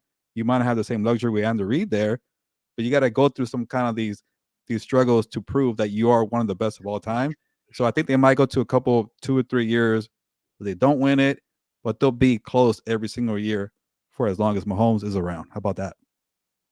I like it, but what is your answer here? Isn't that obvious? I just said it. They're going to go through a whole phase of maybe not winning for a couple years. Okay, so you're saying they're going to win the three-peat, or they're not going to win it? No, I said they're going to come close. Kelsey Okay, retires. gotcha. Nobody listens to me on the show, huh? Yeah. And then go through what Tom Brady had to go through where 9-10 years come around. And oh, crap, you haven't won a Super Bowl just yet. El sufrido. Yeah, and the reason I posted this question was because of that, because I went back and I looked at Tom Brady, and after they won back-to-back Super Bowls, they didn't win for a while, and I think that's what everybody is looking for at this point. So it says Mr. Dan and Dago says he doesn't think You had to say it on all 4 of our YouTube channels, Dan. I think when you put one comment, I think it all shoots out from all 4. Yeah, of them. you can change it. I'll show you Yeah. how to do it, Dan. All There you right, go. so So I'll what's give you the vote? point there, Gilbert. You're right. I mean, There you go. I think it's gonna take a little while for them. I don't think they're gonna win they'll three-peat, or they might. I mean, who knows? But No, at this point, whoa, wait. So what did you pick that they won't? You did the same thing as me. Yeah. I just had to give you a Okay. different answer or a different response. Same answer. Okay, I thought so for some. Yeah, I didn't listen to you this time. I thought you had said. Why would I talk about Tom three-peat. Brady for 9 years? No, yeah. I thought you were Kyrie, saying that they were going to three-peat, and I was going to be like, wait, fine. I what the didn't say hell? the words they won't Yeah, win. no, Yes. you're right. But I did say right. they're going to lose in Right. the playoffs this year. Yes, he did. Yeah. Yeah. Okay. That's why I wanted to make sure. I was like, okay. All right. So the next one is moving on to the 49ers now. What's more likely to happen? The 49ers win the Super Bowl in the next 3 years, or Kyle Shanahan wins the Super Bowl as a coach of another team? Oh, wow. I'll go with the easy one here. I think the 49ers and Kyle Shanahan will eventually get it done. Like I'm gonna say if they don't do it this year, then maybe it never happens. So maybe I'm picking the 49ers to win the whole damn Super Bowl. But I don't want to put myself in that I guess in that corner just yet. But I will say clearly Shanahan and the 49ers will find the way to win the Super Bowl. Maybe this year or next year, but I don't think they get to a point where he leaves, wins the Super Bowl somewhere else, and it's kind of like Andy Reid, right, with the Eagles, and he leaves, goes to the Chiefs. I think they'll make it work. They know what they have in Shanahan. He's like Vic, right? Remember, like they gave him a couple of years where he wasn't making the playoffs, 3 or 4 years, because they just know how smart this guy is, how great of a scheme designer he is, play caller, things like that. So I think they hold on to him for many years to come. Gilbert, do you know who Sexy Red is? Some rapper, yeah. Oh, I guess she's at NXT tonight. Okay. Sorry. I answered. I'm still young. Damn it. You don't even know. No, I don't like either one of these. I don't think either one of these is about gonna the rapper. happen. No, I've seen her before. I now I remembered who she is.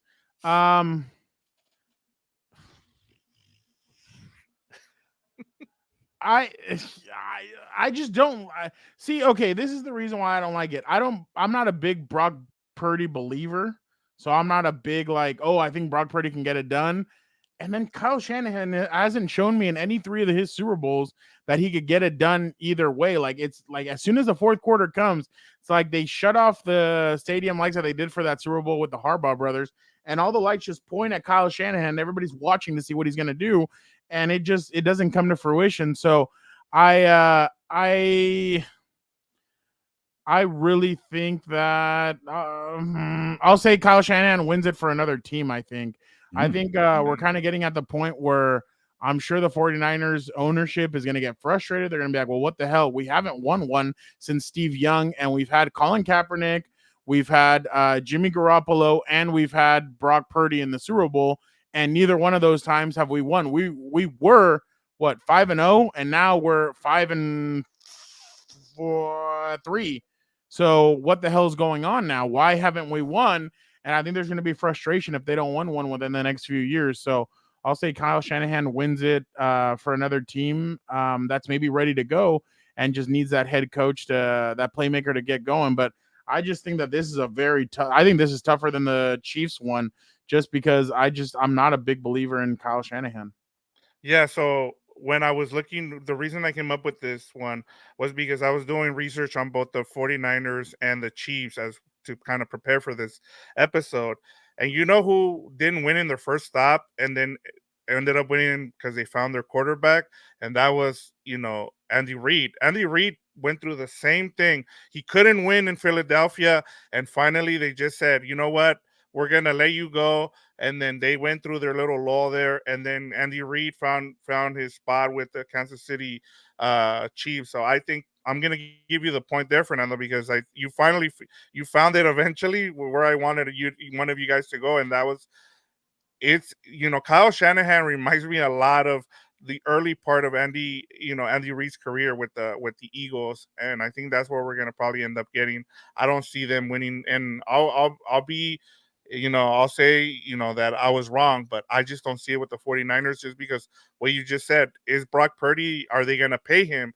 There's already questions about that too. So, but that's where we'll talk about that later We'll on. save By this the way- video for February when you guys are both wrong. last year they there was different points at the beginning. Fans were like, pay him. When they went through that 3-game losing streak, don't pay him, then pay him, and then after the Super Bowl, Not so don't pay sure. him. So it's gonna be a roller coaster ride for Brock Purdy, the same way it was for Jimmy G, and that's just what you're gonna get out of these guys. But yeah, no, I agree. I don't know if they have enough to make it to to win a Super Bowl, to be honest.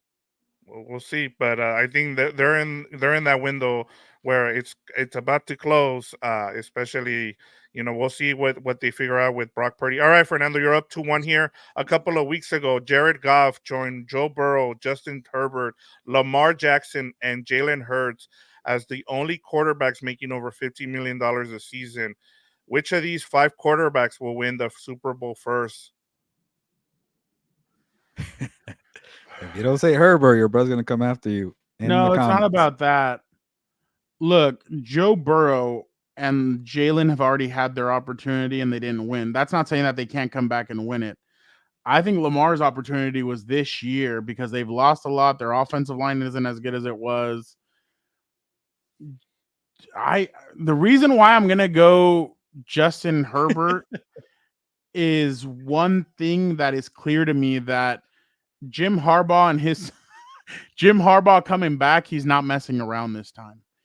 And Jim Harbaugh wants that Super Bowl. He already won a college national championship, and that was with trials and tribulations. His first 3 years at Michigan, they did not do well.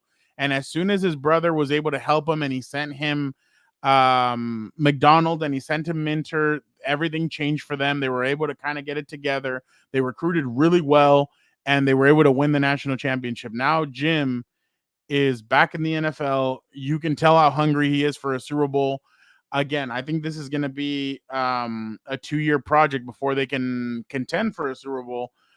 But I think that out of all those quarterbacks, I think Justin Herbert is going to be the one that what is it? Which he's 5 quarter? Yeah, wins. Yeah, I think Justin will be the first one that wins it. And then obviously, I don't know what happens to Harbaugh after he wins one. I don't know if he's like, oh, I'm one and done and I'm good to go, or if he's going to want to win one. Who knows? But I do think that Jim Harbaugh did return to win a Super Bowl. And again, if he wins one with this franchise, you have to this franchise has been a losing franchise for over 60 years. If he ends up taking them to a Super Bowl, then you really have to give him all the credit in the world, because this franchise has stepped over themselves multiple times. They've done a lot of stuff that you're just like, what the Marlon McCree, a lot of different things that you're just like, anything that can happen will happen, and it's happened to this franchise. So I'll go Justin Herbert with that one. No way. I'll give you a response right here. But honestly, I would have gone Joe Burrow and not think twice about it, because maybe the simple answer, who's the best quarterback from this group here, it's Joe Burrow to me. But health has been an issue. You can't assume anymore. So the next step I'm going to go to is best team, best surrounding. And what I've seen Jalen Hurts go toe-to-toe against Patrick Mahomes on the biggest stage. And I get that they lost last year and they were terrible. But just because of one collapse, like they went 10-1 to start the year, we just all of a sudden forgot about the Eagles. I'm not saying Jalen Hurts is Justin Herbert. I'm not saying he's Joe Burrow. Maybe not even Lamar Jackson, but they have the best team. They know how to get to the playoffs. They know how to win. I get Jason Kelsey's gone. I actually thinking about that. It does kind of scare me a little bit. But you still got A.J. Brown, Devontae Smith, Dallas Goedert, a pretty good defense with a lot of pieces in the secondary that are much better now. So they could get back to it. And I get Nick Sirianni almost got fired, but because he just went to the Super Bowl last year because of Howie Roseman's issues and not building the defense the right way, we're all going to forget that Nick Sirianni went to the Super Bowl. Now I'm going to go with Howie Roseman getting Quinyon Mitchell, Cooper DeJean, C.J. Gardner-Johnson, Bryce Huff. You got Jalen Carter. Both sides look good. So Saquon Barkley with a good offensive line. I get no Jason Kelsey, but Jalen Hurts is well equipped to get back to the big game and maybe beat Mahomes again.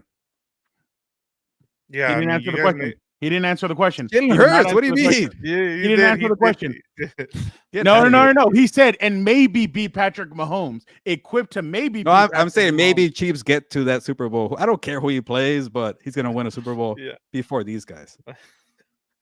I'm gonna go with Gilbert here in terms of he has the more talent right now. We don't know I know exactly. it's and hurting it- Vic. He's like, I wish he was went Joe I Burrow know. or Yeah, Lamar. and I also want to get another question in as well. But no, but Gilbert did make the better argument here in terms of the talent around and what we've seen Howie Roseman. We know what Jim Harbaugh is capable of. We just haven't seen it with the Chargers yet. And we know what to expect from until things change with the Chargers. Then I'm gonna give him the benefit of that's one of the things I've learned from Gilbert is he won't jump, a ship. Like I was on him about Patrick Mahomes, and he crowned him like 2 years in, and I was like, whoa, you never do this.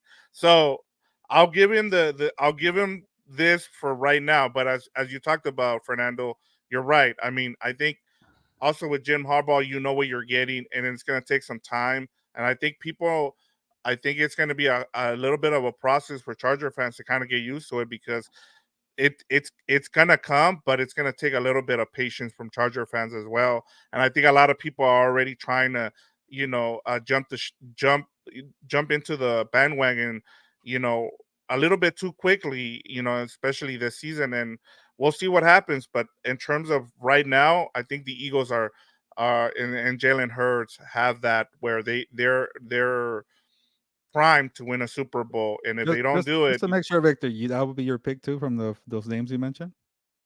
yes. And I'm, because of what you guys have mentioned with the Bengals are cheap. And, Tyler Dragon brought it up in the Super Bowl, and we got a bunch of comments from people saying, hey, that's the old Bengals. They paid Joe Burrow, but are they going to pay those wide receivers? You've already seen Hendrickson saying that he wants to be traded as well. I mean, we don't know how long Lou Aromo, how do you say Aromo is going to be there as well. They got lucky that he didn't go and take over a team. So maybe he becomes someone like Steve Spagnuolo and he stays there for a while with the Chiefs. But I mean, with the Bengals as well. But I'm with you. I think the Eagles, just because they've been able to, although I'm not a big fan, as you talked about, of Howie Roseman and what he's done, I just think he gets way too much credit. And sometimes, look, things work out in your favor, and he's been able to do so. And I think he learned his lesson. I'm still kind of questioning what with those linebackers, like you said, but that's for another day. All right, guys, we're tied up 2-2 here as we go to our fifth question. So 3 of the big names that moved to new teams during the offseason were Kirk Cousins, Derrick Henry, and Saquon Barkley. Which of these 3 players will have the biggest impact on their team this season? You said Kirk Cousins, Saquon. What was the other name? And Derrick Henry with the Ravens. Well, it has to be Kirk Cousins. Like I don't know. The running backs are old. I'm gonna maybe regret doubting the machine that is Derrick Henry. But Saquon gets hurt a lot. I know I just made a case for the Eagles going to the Super Bowl. Maybe I'm going to contradict myself here. But it's got to be the quarterback, right? He's going to be a lot on your plate. And then unless you have Michael Penix Jr. taking his job, which would be chaos all around for the Atlanta Falcons. But you got Bijan, you got Drake London, you have Kyle Pitts. You would think that he's going to make them better, right? So I'm going to go with Kirk here. And I actually kind of I did pick that the Falcons would win the division. So I'm expecting a good year from Kirk Cousins. They blew an opportunity to get better defensively by not using number 8 pick on a defensive player. That's a different story. But I think in terms of impact, it's got to be the quarterback position. I'm going to go with Kirk. So Gilbert just took the easy way out. I'm going to go with Derrick Henry. I think Derrick Henry might, because of the way that the Ravens run their offense, obviously, Lamar's a threat to take off and run, and I know fans always get mad when people say that or national people say that or whatever, but it's the truth. Lamar does do his fake handoffs, takes off running, so now you have the threat of that, and I think Derrick Henry might see less work, but he might see more production out of it just because I believe that the threat of what Lamar can do with the ball in his hands, I think people will get nervous about that, and I think Derek will show exactly that Tennessee was not misusing him, but he was so good, so productive for so many years, but he had to stay in Tennessee. I mean, a lot of those teams wouldn't have made I remember a couple of years ago, Derek was the reason why they beat Miami. He was the reason why they beat Baltimore in the playoffs. So I think Derrick Henry is going to be the one that shows the impact. I think he'll show he still has life, and he'll show that he still has a little bit of juice. So I'm going to go Derrick Henry in that new in Baltimore. I think it'll be a good dynamic for both sides. Fernando, you hit it right on the head there. And, I'm going to give you the win here, and I'm going to explain why. Gilbert, you're right. I mean, the quarterback is the most important position in football. But why would you go and draft a guy, if you thought he was a guy?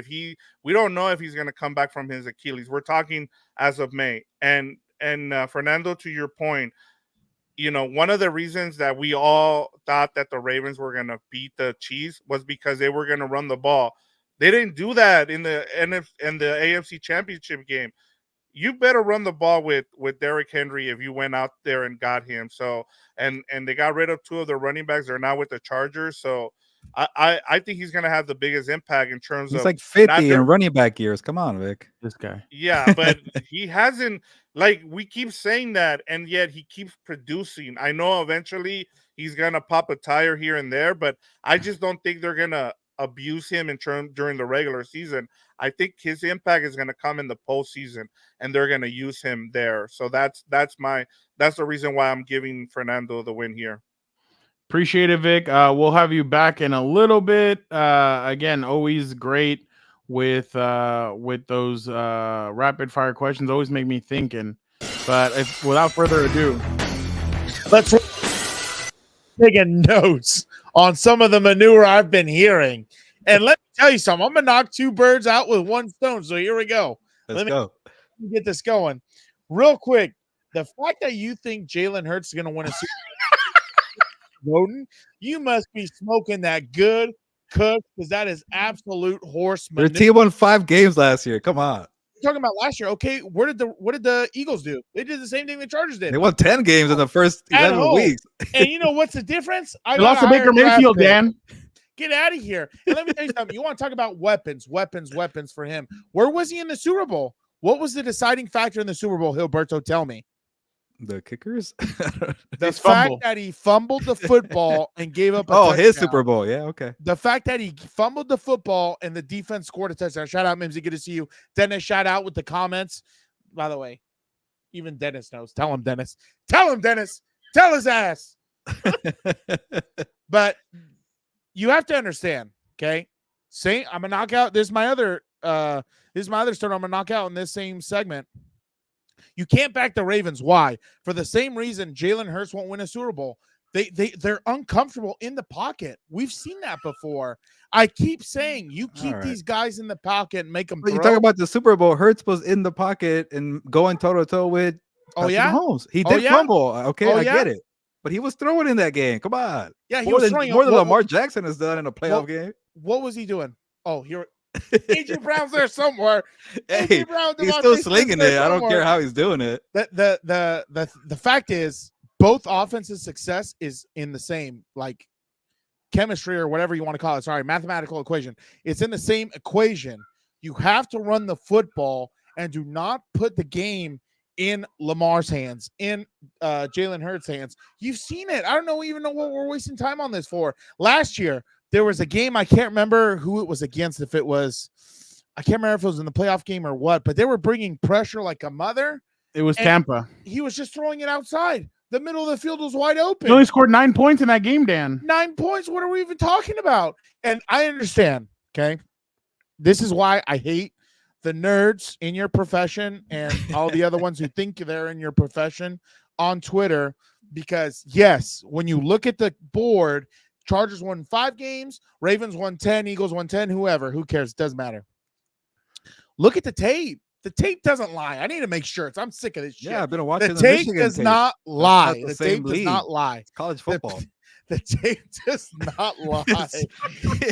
He's coming redder and redder every week. The tape does not lie. When you watch the tape on these guys, they struggle. They struggle. It's for the Eagles, for instance, last year, it was an ugly 10-game win. And after I told you that supposedly the Ravens were all big and bad, Mr. over there can't repeat, scatter to west, right, tight, F left, 372, Y stick, Z spot, can't repeat it, telling me that the Chargers have no chance against the Ravens. And then again, Well, I understand it's the offseason. Let me test you then. I wasn't done. Thank you, Mr. Chairman. I reclaim my time. They go into that game. They're held 10 points through 3 quarters. You both know, being in the building and knowing all those people, how dysfunctional that defense was. And that highly dysfunctional defense held them to 10 points in 3 games. After that, I knew those. You keep going off of last year when your team was worse last year. There's different characters, different coaches, right? So same story. I've okay, seen this you know before. what? I'll back off a little bit. Obviously the question is more like who's going to get it first. It could be next year, 2 years, 3 years, 4 years down the line. Let Harbaugh build that roster and be a winning franchise. I would not be surprised. I will bet you. Okay, I already have a bet going that beer and wings, Chargers make the playoffs next year. I will bet you. Who's the list? It was Jalen, Lamar, Burrow, Jackson, and Jared Goff. Jared Goff, yeah. Get that out of here. That would have been a good answer. It's just we forget about Goff. I can't believe. But they're the best team. But the problem is, it's the same thing. It's the same thing as these other 3. If the game is in Jared Goff's hands, you're screwed. I mean, even though last year he played well and everything else, but he's not that guy. That they're gonna win based off the run game and defense. That's what wins you Super Bowls. The question of who wins the Super Bowl as a team, not like just carry the team as a quarterback. I don't. Yeah, okay. You're telling me I'm not gonna take the son of Odin now with a head coach. All right, let me check your optimism here. Do you think in 1 year, which of those 5 quarterbacks win the Super Bowl, like has the best odds in 2024? Not a project of 2, 3, 4 years. Like you're talking about for next year? Oh, next year. Okay, all right. Right? You said when? Well, in 1 year, like in 2024, you're not picking the Chargers and Herbert to win the Super Bowl. No, I'm not. But that's a different story. Don't you worry. You know, or just or keeping it real. Worry. A what? No, I'm being for real. I'm not even being a homer. Like you know how it is. Like the takes I give you are real. Like, yeah, I think the Eagles have a good team. I think the Ravens have a good team, but they're missing the thing that's going to get them over the hump is what I'm getting at. Like, all right. We've seen the son of Odin make bag boys great receivers. You don't see his ass throwing to a bag boy triple covered in an AFC championship, obviously because he hasn't made it. And the other part is he's not throwing into triple coverage. You know what I'm saying? That's the only thing. That's the only thing I'm going to say. I don't think those guys are the guys. I already told you. I didn't think they were worth the money they paid them. What the hell do I know? I'm a stooge. I don't know anything. Okay, moving on. Here we go. By the way, if I ever tell you I'm working out and I'm in a camp, I'm dedicated, that's the Connor method. Just think of that. Because when I saw those videos of him partying and everything, I was like, that's what the hell I'm talking about, dude. That's exactly how I'd be in the fight camp. Like, could you imagine if he beats Chandler and he's over here messing around, going to bars and doing all this stuff? Like, that's gonna be hilarious. Moving on. Sasha Banks, known as Mercedes Monet Mercedes. I don't even know who that is.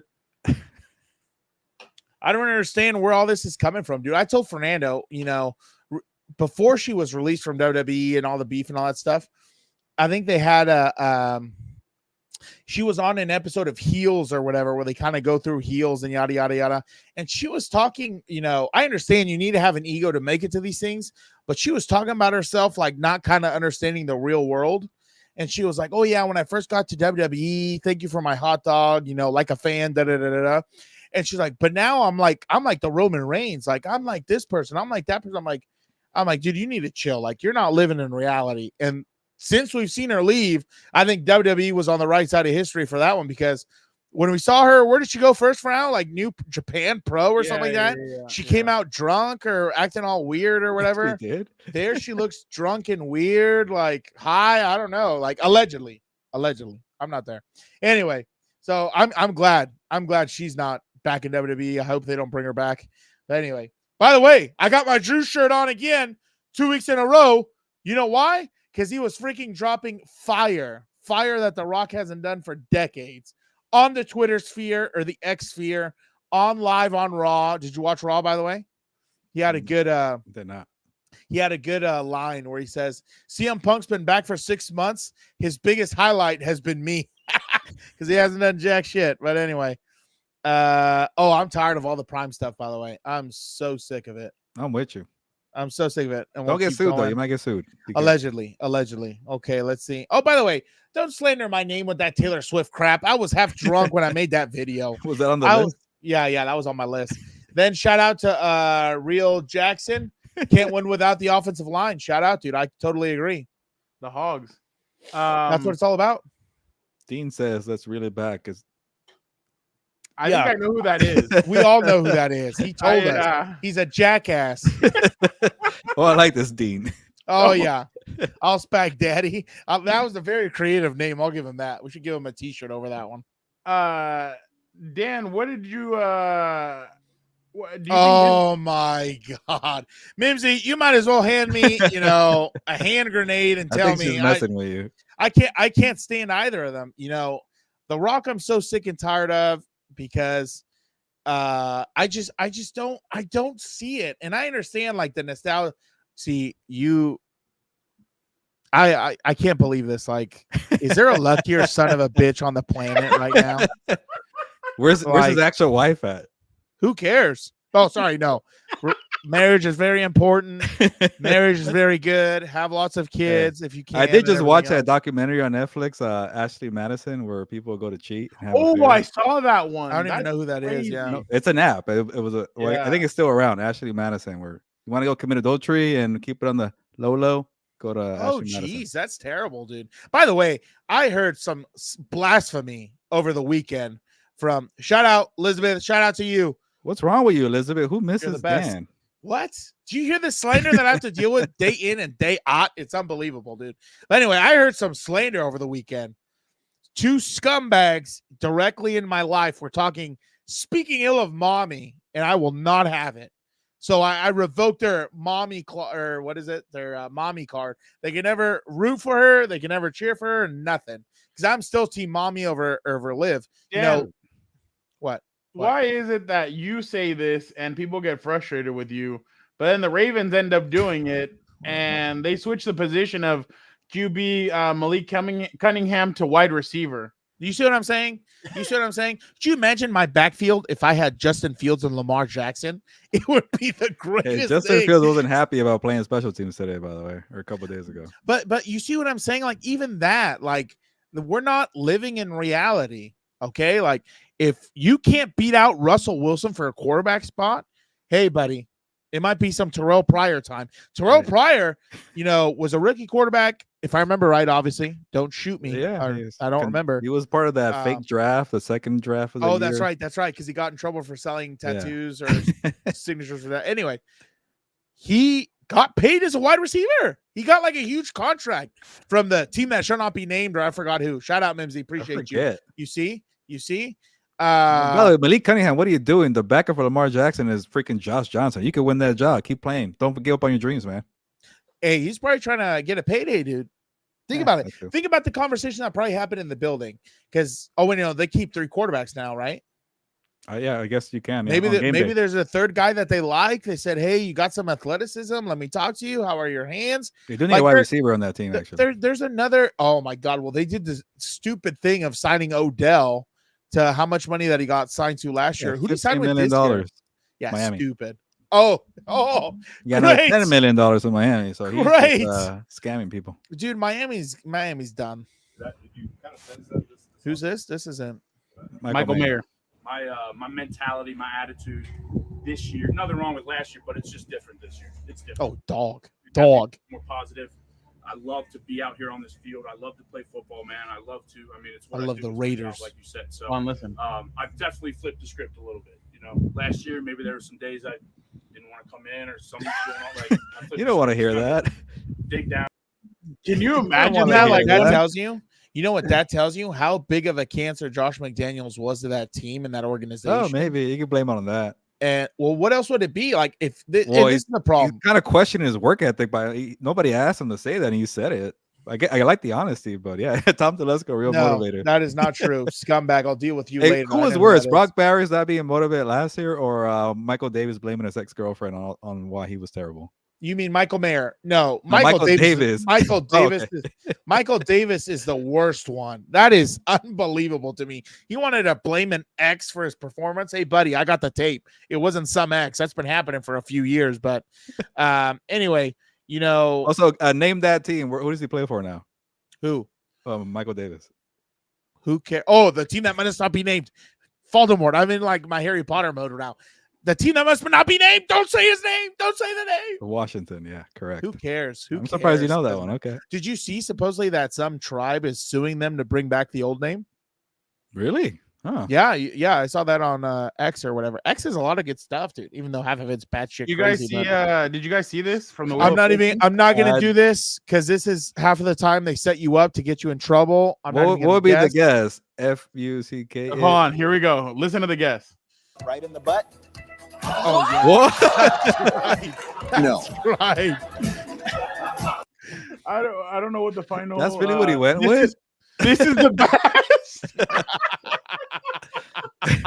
It's not even enough letters and right. Yeah. B-U-T-T. Yeah. Yeah, that's why.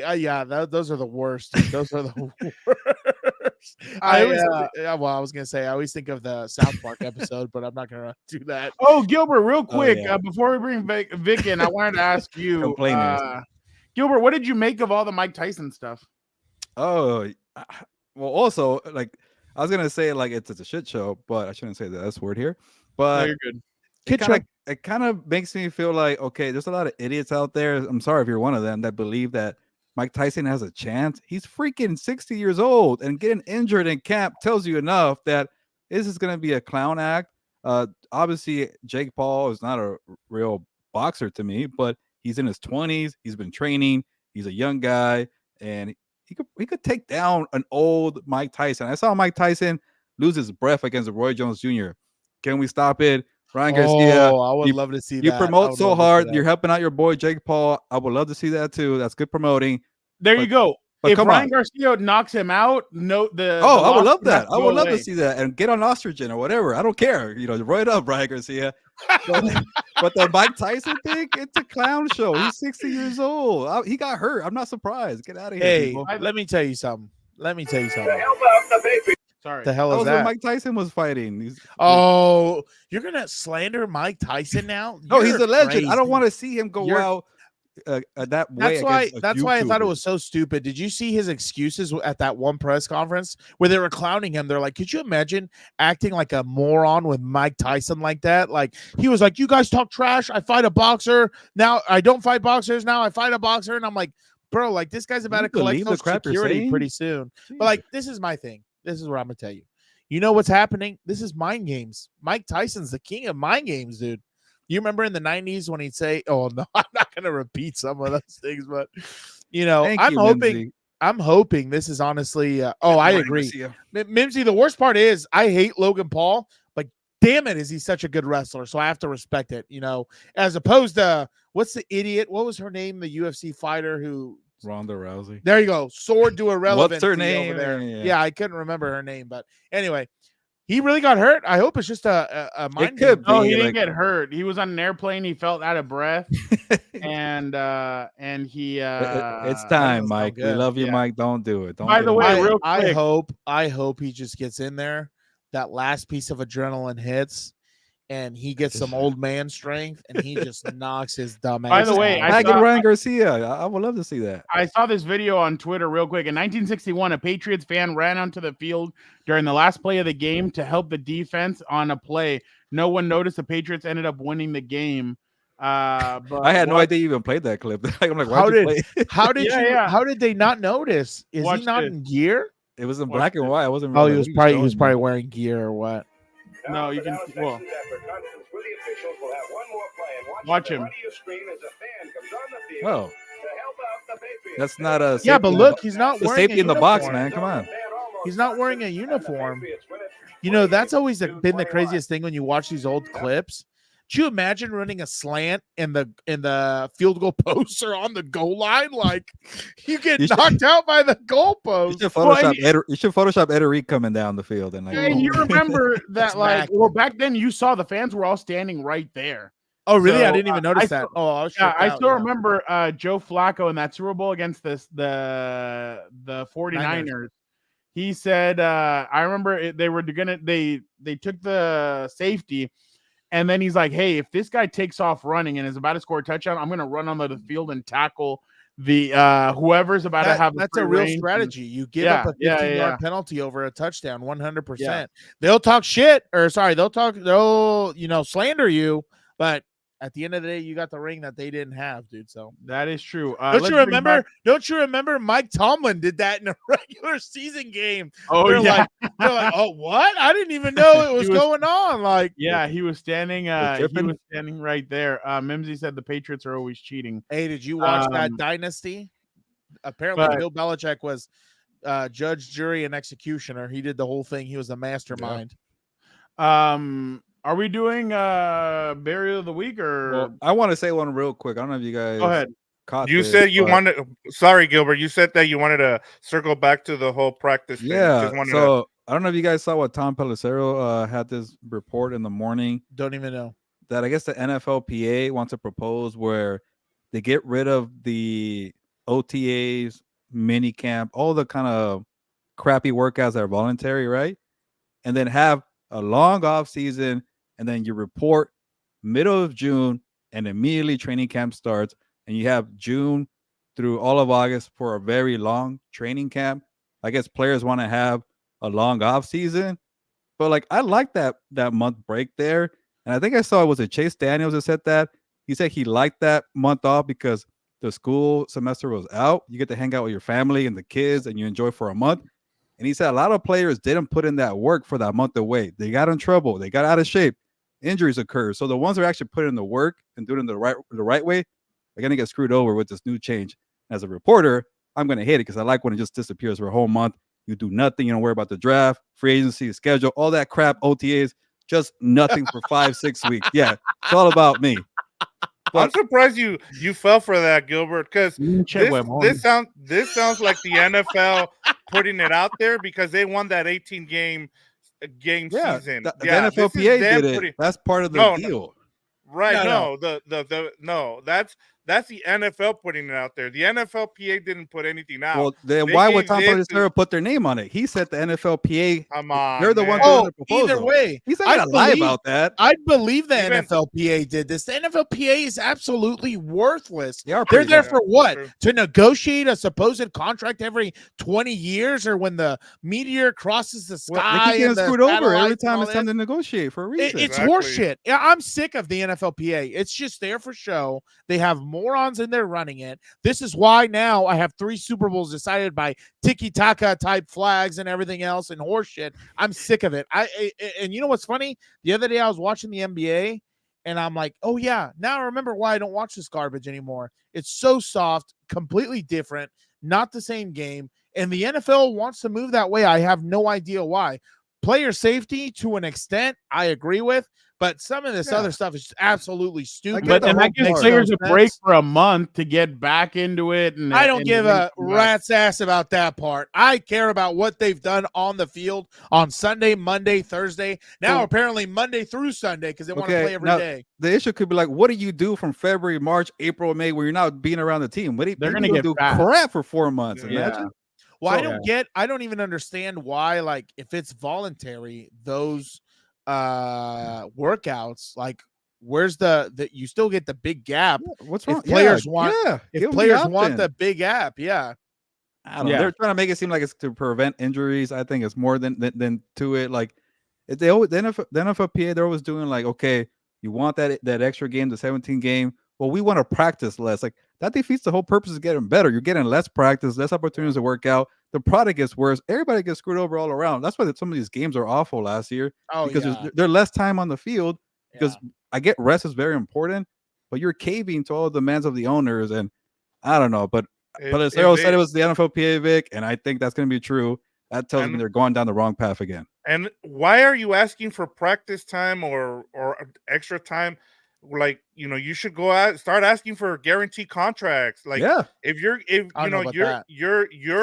career is going to be shorter and shorter now, and you need some kind of guarantee after 3 years. I mean, I just don't understand where they're going with this. That's why I'm just kind of skeptical, because the NFL is going to kind of put it out there.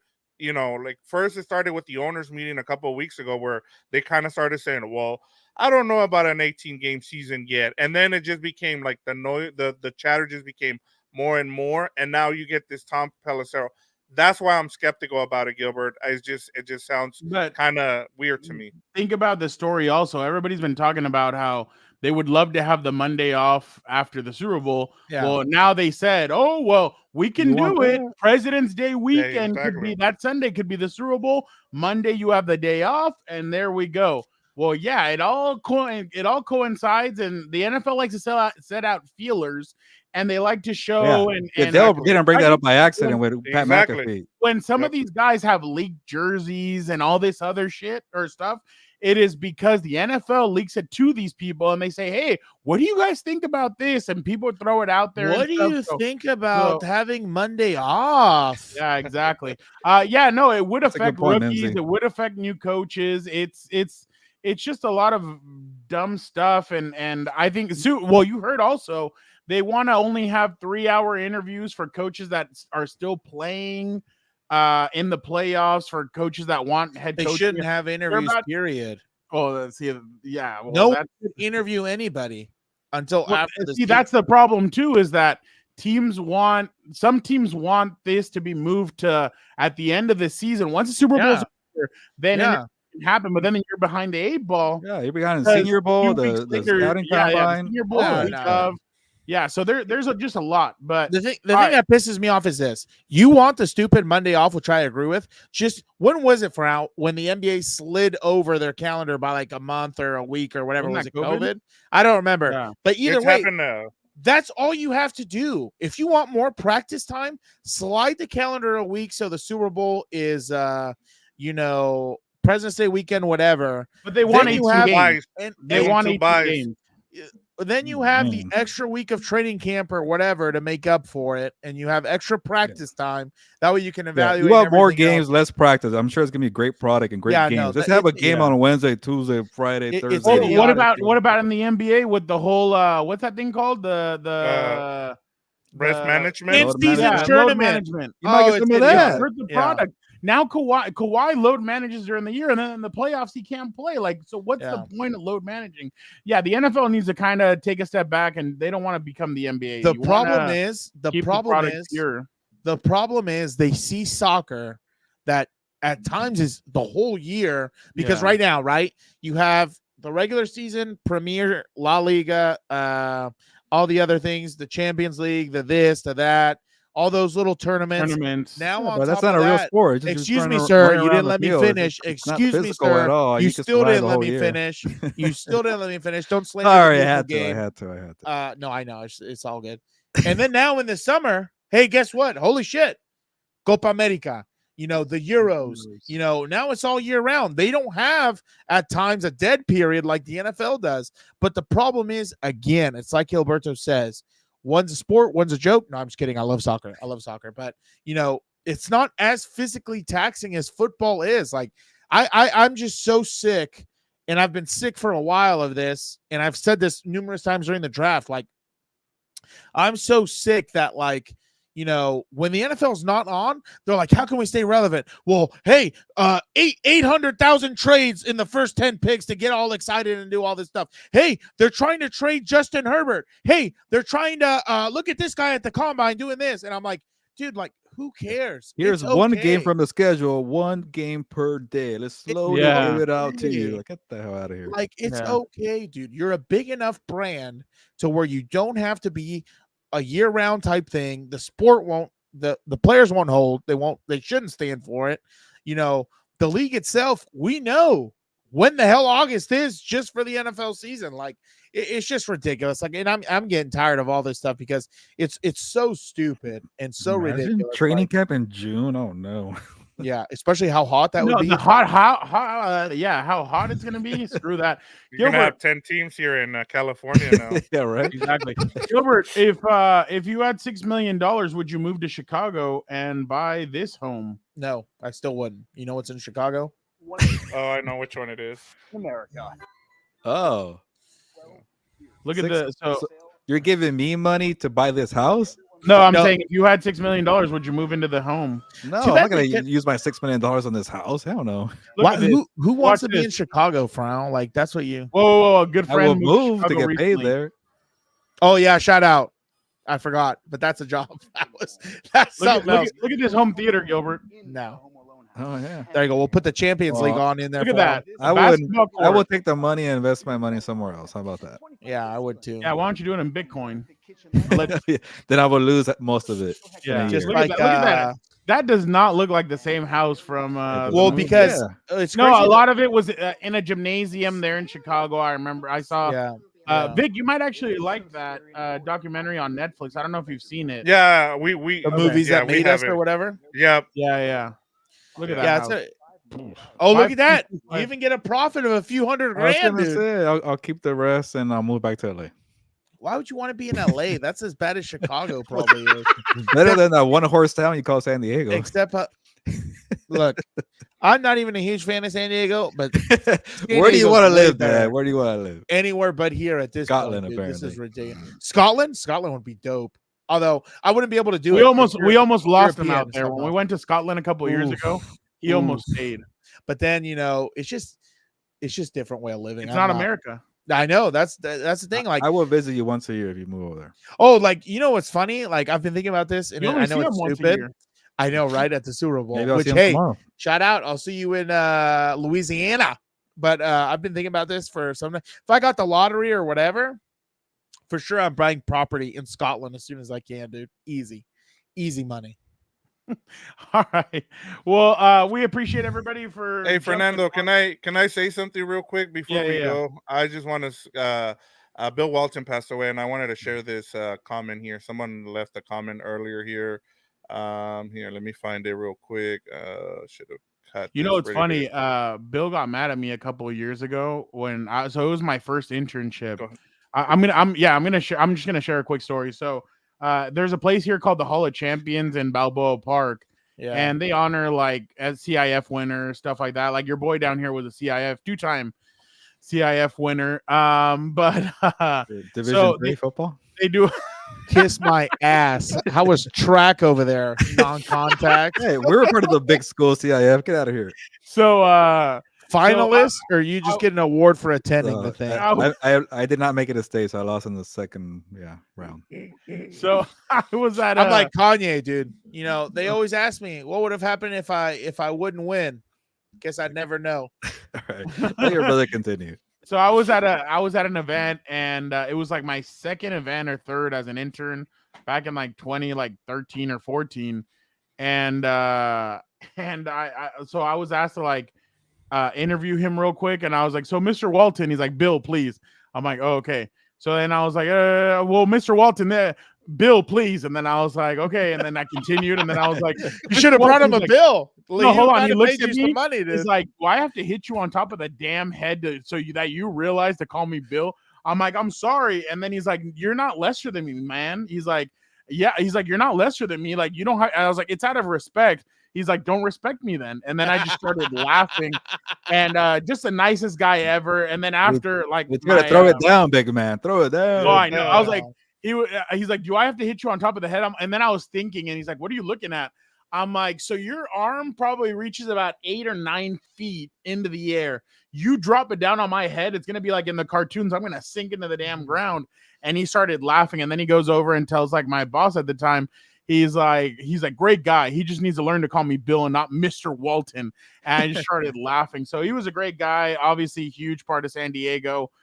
He was loved all over the city. Yesterday was people mourned for him. I know they gave not him a fan of shout-outs his son though, but in multiple places. And you know what's funny? San Diego Clippers. I forgot about That was Dan's not a big fan of Luke Walton because he went to Uni, which is the rival school of the school that Dan of the went. undisclosed location that I work. Yeah, exactly. So So I remember he was so excited about Luke had just been hired by the Lakers as the head coach, I think. And he was so excited about Luke and all that. And he was really excited about his journey. And he's like, look, he's like, all my championships, all I've ever done doesn't matter. What matters is my son or my kids and what they end up doing. So that's been one of the happiest moments of my life. So yeah, no, good call on that one, Vic. Shout out to Bill Walton. Unfortunately, he passed away with cancer. He just lit up a room whenever he showed up. So it was always great to. I liked him on the broadcast when I used to watch basketball pretty religiously. Yeah. Like, he just added something different. Yeah, I get people got tired of the act after a while, but like just to like not be so serious, you know, and you still learn at the same time, add some color, and then also be fun about it. I liked it. But that's what a color commentator is supposed to do. Like when you have guys like him, when you have guys like Pat McAfee, like these kind of out of the box guys that do stuff. That's what they're supposed to do. I mean, obviously, like we all saw what Devontae Adams said last week about Tony Romo or whatever, but then he get me started on that. Color commentators are supposed to do that. They're supposed to add a little bit of pizzazz, flavor, to the character. Yeah, exactly. So well, that's why. really That's agree. why, like, who the hell remembers Georgia's national championship? They're not talking about Georgia dominated TCU. Da, da, da, da, da. We're talking about Pat McAfee and how he carried the whole game. Like, I will never forget. I will never forget. The funniest thing was right before halftime where Pat tells Boston Connor, hey, Boston, if you're the TCU coach, try and motivate us and tell us to come out ready to go in the second half. He starts saying something, and then AJ Hawk goes, F you, coach. That's not true. We suck. And they all just jumped on AJ Hawk, and he's like, I'm trying to be the toxic teammate. I was playing a role or whatever. He's like, how do you know it's going to be all hunky-dory in the locker room? And I was like, damn. Yeah. No, and I for me, I mean, I go back to when I first started watching basketball, and he was always there. Like that was one of the things that he made, like you guys talked about, he made watching basketball fun. Like that was the thing. Like not having him on the broadcast for, the last couple of years in the NBA really sucked. And like seeing him in the Pac-12, I think one of the things that the Conference of Champions, and now like he won't have to live without, like you always know that, the Conference of Champions was a Pac-12 because you won't get to see them in the Big Ten. So I thought that was kind of cool for him. But like when Delver, when I saw his comment, I wanted to talk about it, but I didn't know if we get a chance. And then once he put it on there, I figure we all had a little story about it. So it's Mimsy, cool. that's facts, especially when it's a Chiefs game. I can't do it. It's the most annoying. They should put Tony Romo and Gilbert Manzano on the Chiefs call. Could you imagine? They'd both be dressed in red. They'd have red suits on, little ties and everything. They might even get a team pin if they're polite and everything. They'd be so excited. I know we're kind of changing subjects here with the Tony Romo thing, but I just don't understand why CBS didn't go get Greg Olsen. I mean, he's there. I mean, go get him. I mean, I said that a couple months ago that they should kick Tony Romo to the curb with all the money that they're paying him. He must have a kind of a crappy contract. Yeah. Like, why would you take the pay cut and not go explore options? So what was it? A $7 million pay cut? That sucks. Yeah, he went from 10 to 3. Yeah, he's probably not he wasn't a free agent and probably had a non-compete. So I think he's got one more year left, so he's gonna be Greg Olsen agent. If Greg Olsen took a pay cut, yeah, $7 million. Yeah, he did because of Brady. You see how the world is not fair, dude. The one who should be rewarded is then the screwed with the head. Exactly. You know what the I would headband with Mahomes' hair. If I'm NBC, I cut Chris Collinsworth. I kick his ass out of there, and I would bring Greg Olsen in there as he has compromising photos of the execs at NBC. That is how he's remained there so long, dude. How else do you explain it? Dan cannot stand Chris. We need to do a Dan's least top 10 commentators. We could do that next week. I'll get a list. I can do that next week. It's you just got that Netflix money too. Well, you know what? We got some Chris slow time Collinsworth coming up. Chris Collinsworth? No, I said Greg Olsen. I mean, Netflix might offer. Oh yeah, I wonder who's gonna be like their cast. Yeah, their crew. Yeah. Yeah. Wait, yeah. they're getting a game every week? They're getting 3 No, games. for Christmas and Black Friday. Oh, but it's only Yeah. special. No, it's just only... Christmas for the next 3 years. Oh, that's Oh, what it was. Christmas. Okay, yeah, great. A humbug. I thought Okay. No, were but getting that's where 2, it was that's where 3. it's heading. It's headed to Apple TV and it's headed to Netflix. I I've think, always said the pretty soon, stupidest thing was if you're gonna have, like I think what they charge for Sunday tickets ridiculous. Like it's half of the year, and you're gonna charge me. You an get arm and a $100 leg? off right now if you It's subscribe. Yeah, it's idiotic. Little Daniel has a what's it called? A student email, so we're good. Okay. Anyway, Okay. but what was I gonna say? Oh, I was Did gonna- you hear what I heard right now? I saw. In the I don't text know. right now. I don't know who you are referring to because that is not my God-given Oh, sorry. biblical name Wow. issued to me by the government. Sorry. But You're gonna thank you cancel very you. much. I'm not. for disrespect. I'm not happy. Somebody complained about my burgers from yesterday. Uh-oh. No, she didn't. Oh yeah. no. So you and I both are on strikes now. I drank the Coke Zero, and now the burgers are shit. Wow. You see what we have to deal with? I'm not even going to get into this because this is like a dangerous area. It's a I'm minefield, sorry, but- Mom, but I am pissed. That is bullshit. My burgers were delicious. Damn, Don't how are you my burgers? dare! Well, Don't over you seasoned or dare! what? Don't you No, dare! hell no. Oh, you know And it what's- was a little bit too red. Who But that's care- how. yeah. What am I supposed to do? Idiots. Burn the damn thing? Yeah, I they don't make want you- hockey pucks. I know they want you to burn it. No, the problem is, right? No. Frau actually did something new that's pretty good. Instead of seasoning it with salt and pepper or whatever, he uses the barbecue rubs, and that's actually pretty good. Like they're pretty good burgers. But I was gonna Hey, say something. Speaking of burnt, Oh, now I know. Okay, I went. go hold and then on. I'll. I Go. went to Outback Steakhouse for one of the graduations that I went to last week, Hockey and puck. everybody's steak was a hockey puck. So Bro, but like Outback Steakhouse, like that was cool in 2008. Yeah, I know. But do you go there for the Awesome Blossom or whatever it's called? That's Oh, what yeah, you go there Awesome for. Blossom. no, it was just Hey, nearby. When we Was it just said worse F than the it. Salisbury steak that you got at in Vegas? I can't believe you got Oh, that at me? a dive bar. Yeah. No shit, we weren't there. No. Nothing as bad as that. Oh, okay. That was at a Nothing as dive bad bar, as right, Las or Vegas. whatever. Yeah, don't Yeah. get a steak dive bar. Freaking Adam. Yeah, that's the Adam, most Adam idiotic looked at thing I've me ever and he's like, heard. "Are you two like married or something?" Because I was like, "Oh, Gilbert, pass it to me. Let me try it." And he passes me his plate, and I cut it and everything. And I bit into it. I was like, "Oh God!" I You was like, see "Here, how you can have jealous it they back." are of the Compas, bro? You see how jealous I they had are a of the whole- Compas? Can I meat give in you a guys a paper spot towel. that has low key a good steak, but nobody orders it there? Is Olive Garden, and like my wife is a big steak person, right? Yeah. And when I ordered it because I will really like I got Oklahoma. There's not a lot of places to go, so as soon as you land in Tulsa, you go to the first place you find there, right? So I was like, hey, I really want a steak. So we ended up, I'm like, I'm gonna order a steak from Olive Garden, and I was like telling her, I'm like, this is good. And then she tried it like a few months later, and she's like, yeah, you were right. They actually have good steaks there. So I'm Olive surprised Garden, Oklahoma another- or Tulsa doesn't have better steak options. Another throwback to 2010, dude, or something like that. Yeah, The you think that like the local barn or Midwest whatever has- kinda steak, yeah, How Yeah. dare you But, slander like, the long- good people of the South in Oklahoma, Frau? What are you talking It's not the about? South. I'm not. Oklahoma's not the South. Are That's you like the serious? Midwest. I don't know what the hell they are. That is the South. I did not slander them. I just said you would think with all the Yeah. barns and everything out The there. that- barns. and the Oh, cows out there. oh, like, yeah. Oh, you know what you need to say next? Let's go civilize these people and build some buildings or put some buildings. No, up. no, heck no. Keep making my steaks and I'll keep on buying them. But Keep slaughtering the cows, dude. Shout out. But anyway, I was Yeah. gonna tell you, Cow farts. since it's a slow time, I can also do my my top 10 hated reporters. Although oh my That's God, gonna- no. right. All that's right. gonna that's Let's, gonna ruffle, Yeah, over here. Hey, let's keep it to the no. TV analyst for next week, and then we'll see how about. Yeah, that's why I said it'd be TV, not people we actually know. Like, Oh, okay. oh, sorry, because he's in tight with his hero over there. So Me and Tony. no, Tony's yeah, not- we didn't Tony's talk a about PFF. the friend and colleagues. I mean, we're really appreciative of our Gilbert. friendly Shout out, colleagues dude. list. Send a I prayer. got 2 of those in a week, so There you go. There you go. it's getting serious. All right, we appreciate everybody for checking out another episode of Compas on the Beat. You're a Again, dumbass. Make sure you guys subscribe to the channel. Make sure you guys like, comment, subscribe. Be a compa, tell a compa. Don't forget to Got subscribe to the newsletter. Don't forget to subscribe to everything on Compas on the Beat. Next week, you're here next week, right? You're not. You leave the week after that.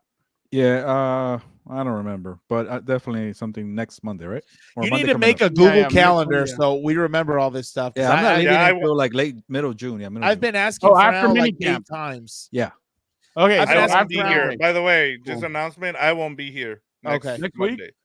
No. Damn. R.I.P. he's We'll going to play. Oklahoma. Going to Oklahoma. Shut Yeah. up, Nice. idiot. What do you mean? Oh, R.I.P. Yeah, Olive have Garden fun. No, steak. I meant that's not what I meant, dumbass. Stop trying to whatever. Fernando thinks you're gonna be picked up in a horse and buggy, apparently, over there. That'd be awesome. I want to visit. I want to Straight visit to Olive Amish Garden. country.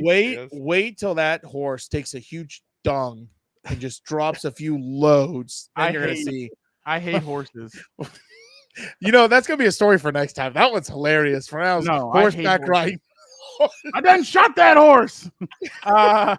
Like in Back to the Future 3. Send him to the glue factory. I didn't actually kill a horse, Peter. But It's a joke. again, It's a joke. We appreciate it. Thank you guys so much. We will be back next week. So again, thank you guys so much. Don't forget to like, comment, subscribe. Don't forget to be a compa, tell a compa. We got some really cool stuff coming up. Gervonta Davis is coming up. Conor McGregor is coming up. There's a lot of stuff that we got coming up. So make sure you guys tune in. Thank you guys so much for the time being. ¿Sabes qué, Gilbert? Vámonos. Yes, to echo what Fernando said, should be an exciting June. We'll take a little bit of a hiatus. You know, Yeah, you're going to Cancun. Well, that's in July. Scumbag. But I'm going to Mexico for a different part. Scumbag. And late June, I forget. But we'll talk about Shout that. out, Victor won't Mimsy. be here next week, so we're gonna be off and on for the next few months. But it's gonna be a lot to do and talk about in June. Thank you, Mimsy, for the nice comment there. But we're not on vacation just yet, besides Victor. So we're gonna be around next Monday. I will see you, Fernando, on Wednesday. You can ask me next week about Chargers OTAs. I might even see Dan and Diego in person, not just at the Super Bowl. We'll find out. We'll have stories about that. And also, we've taken a little bit of a break on the newsletter, but I'll bring it back soon. We've kind of had a little bit of a snag after a busy May and April, so a little deserved time off. But we'll bring back the newsletter, and yeah, can't wait for the summer. A lot of exciting stuff here. In that. I know. Okay. I've been writing my. Then my I'm good. As soon as we're done here, I'm gonna send you the doc and bring it back this week. My manifesto. Okay. Well, everything you have in that notepad, unleash it on the Google Doc. I should write my section is www. What was it? dansthoughts.gov/ whatever. I do like that you write in third person. Keep that going. That's actually pretty Hey, bro, cool. when Dan and Diego gets rolling, you can't stop him. Right. You're like Ricky Henderson. Jimmy from Seinfeld. Jimmy goes into Never the saw it. basket. Never saw it. Never saw Whatever. Seinfeld. But on that note, time to get going. A lot going on here in the program, but it's been 2 hours and 16 minutes program. So, nos vamos, pues. Vámonos.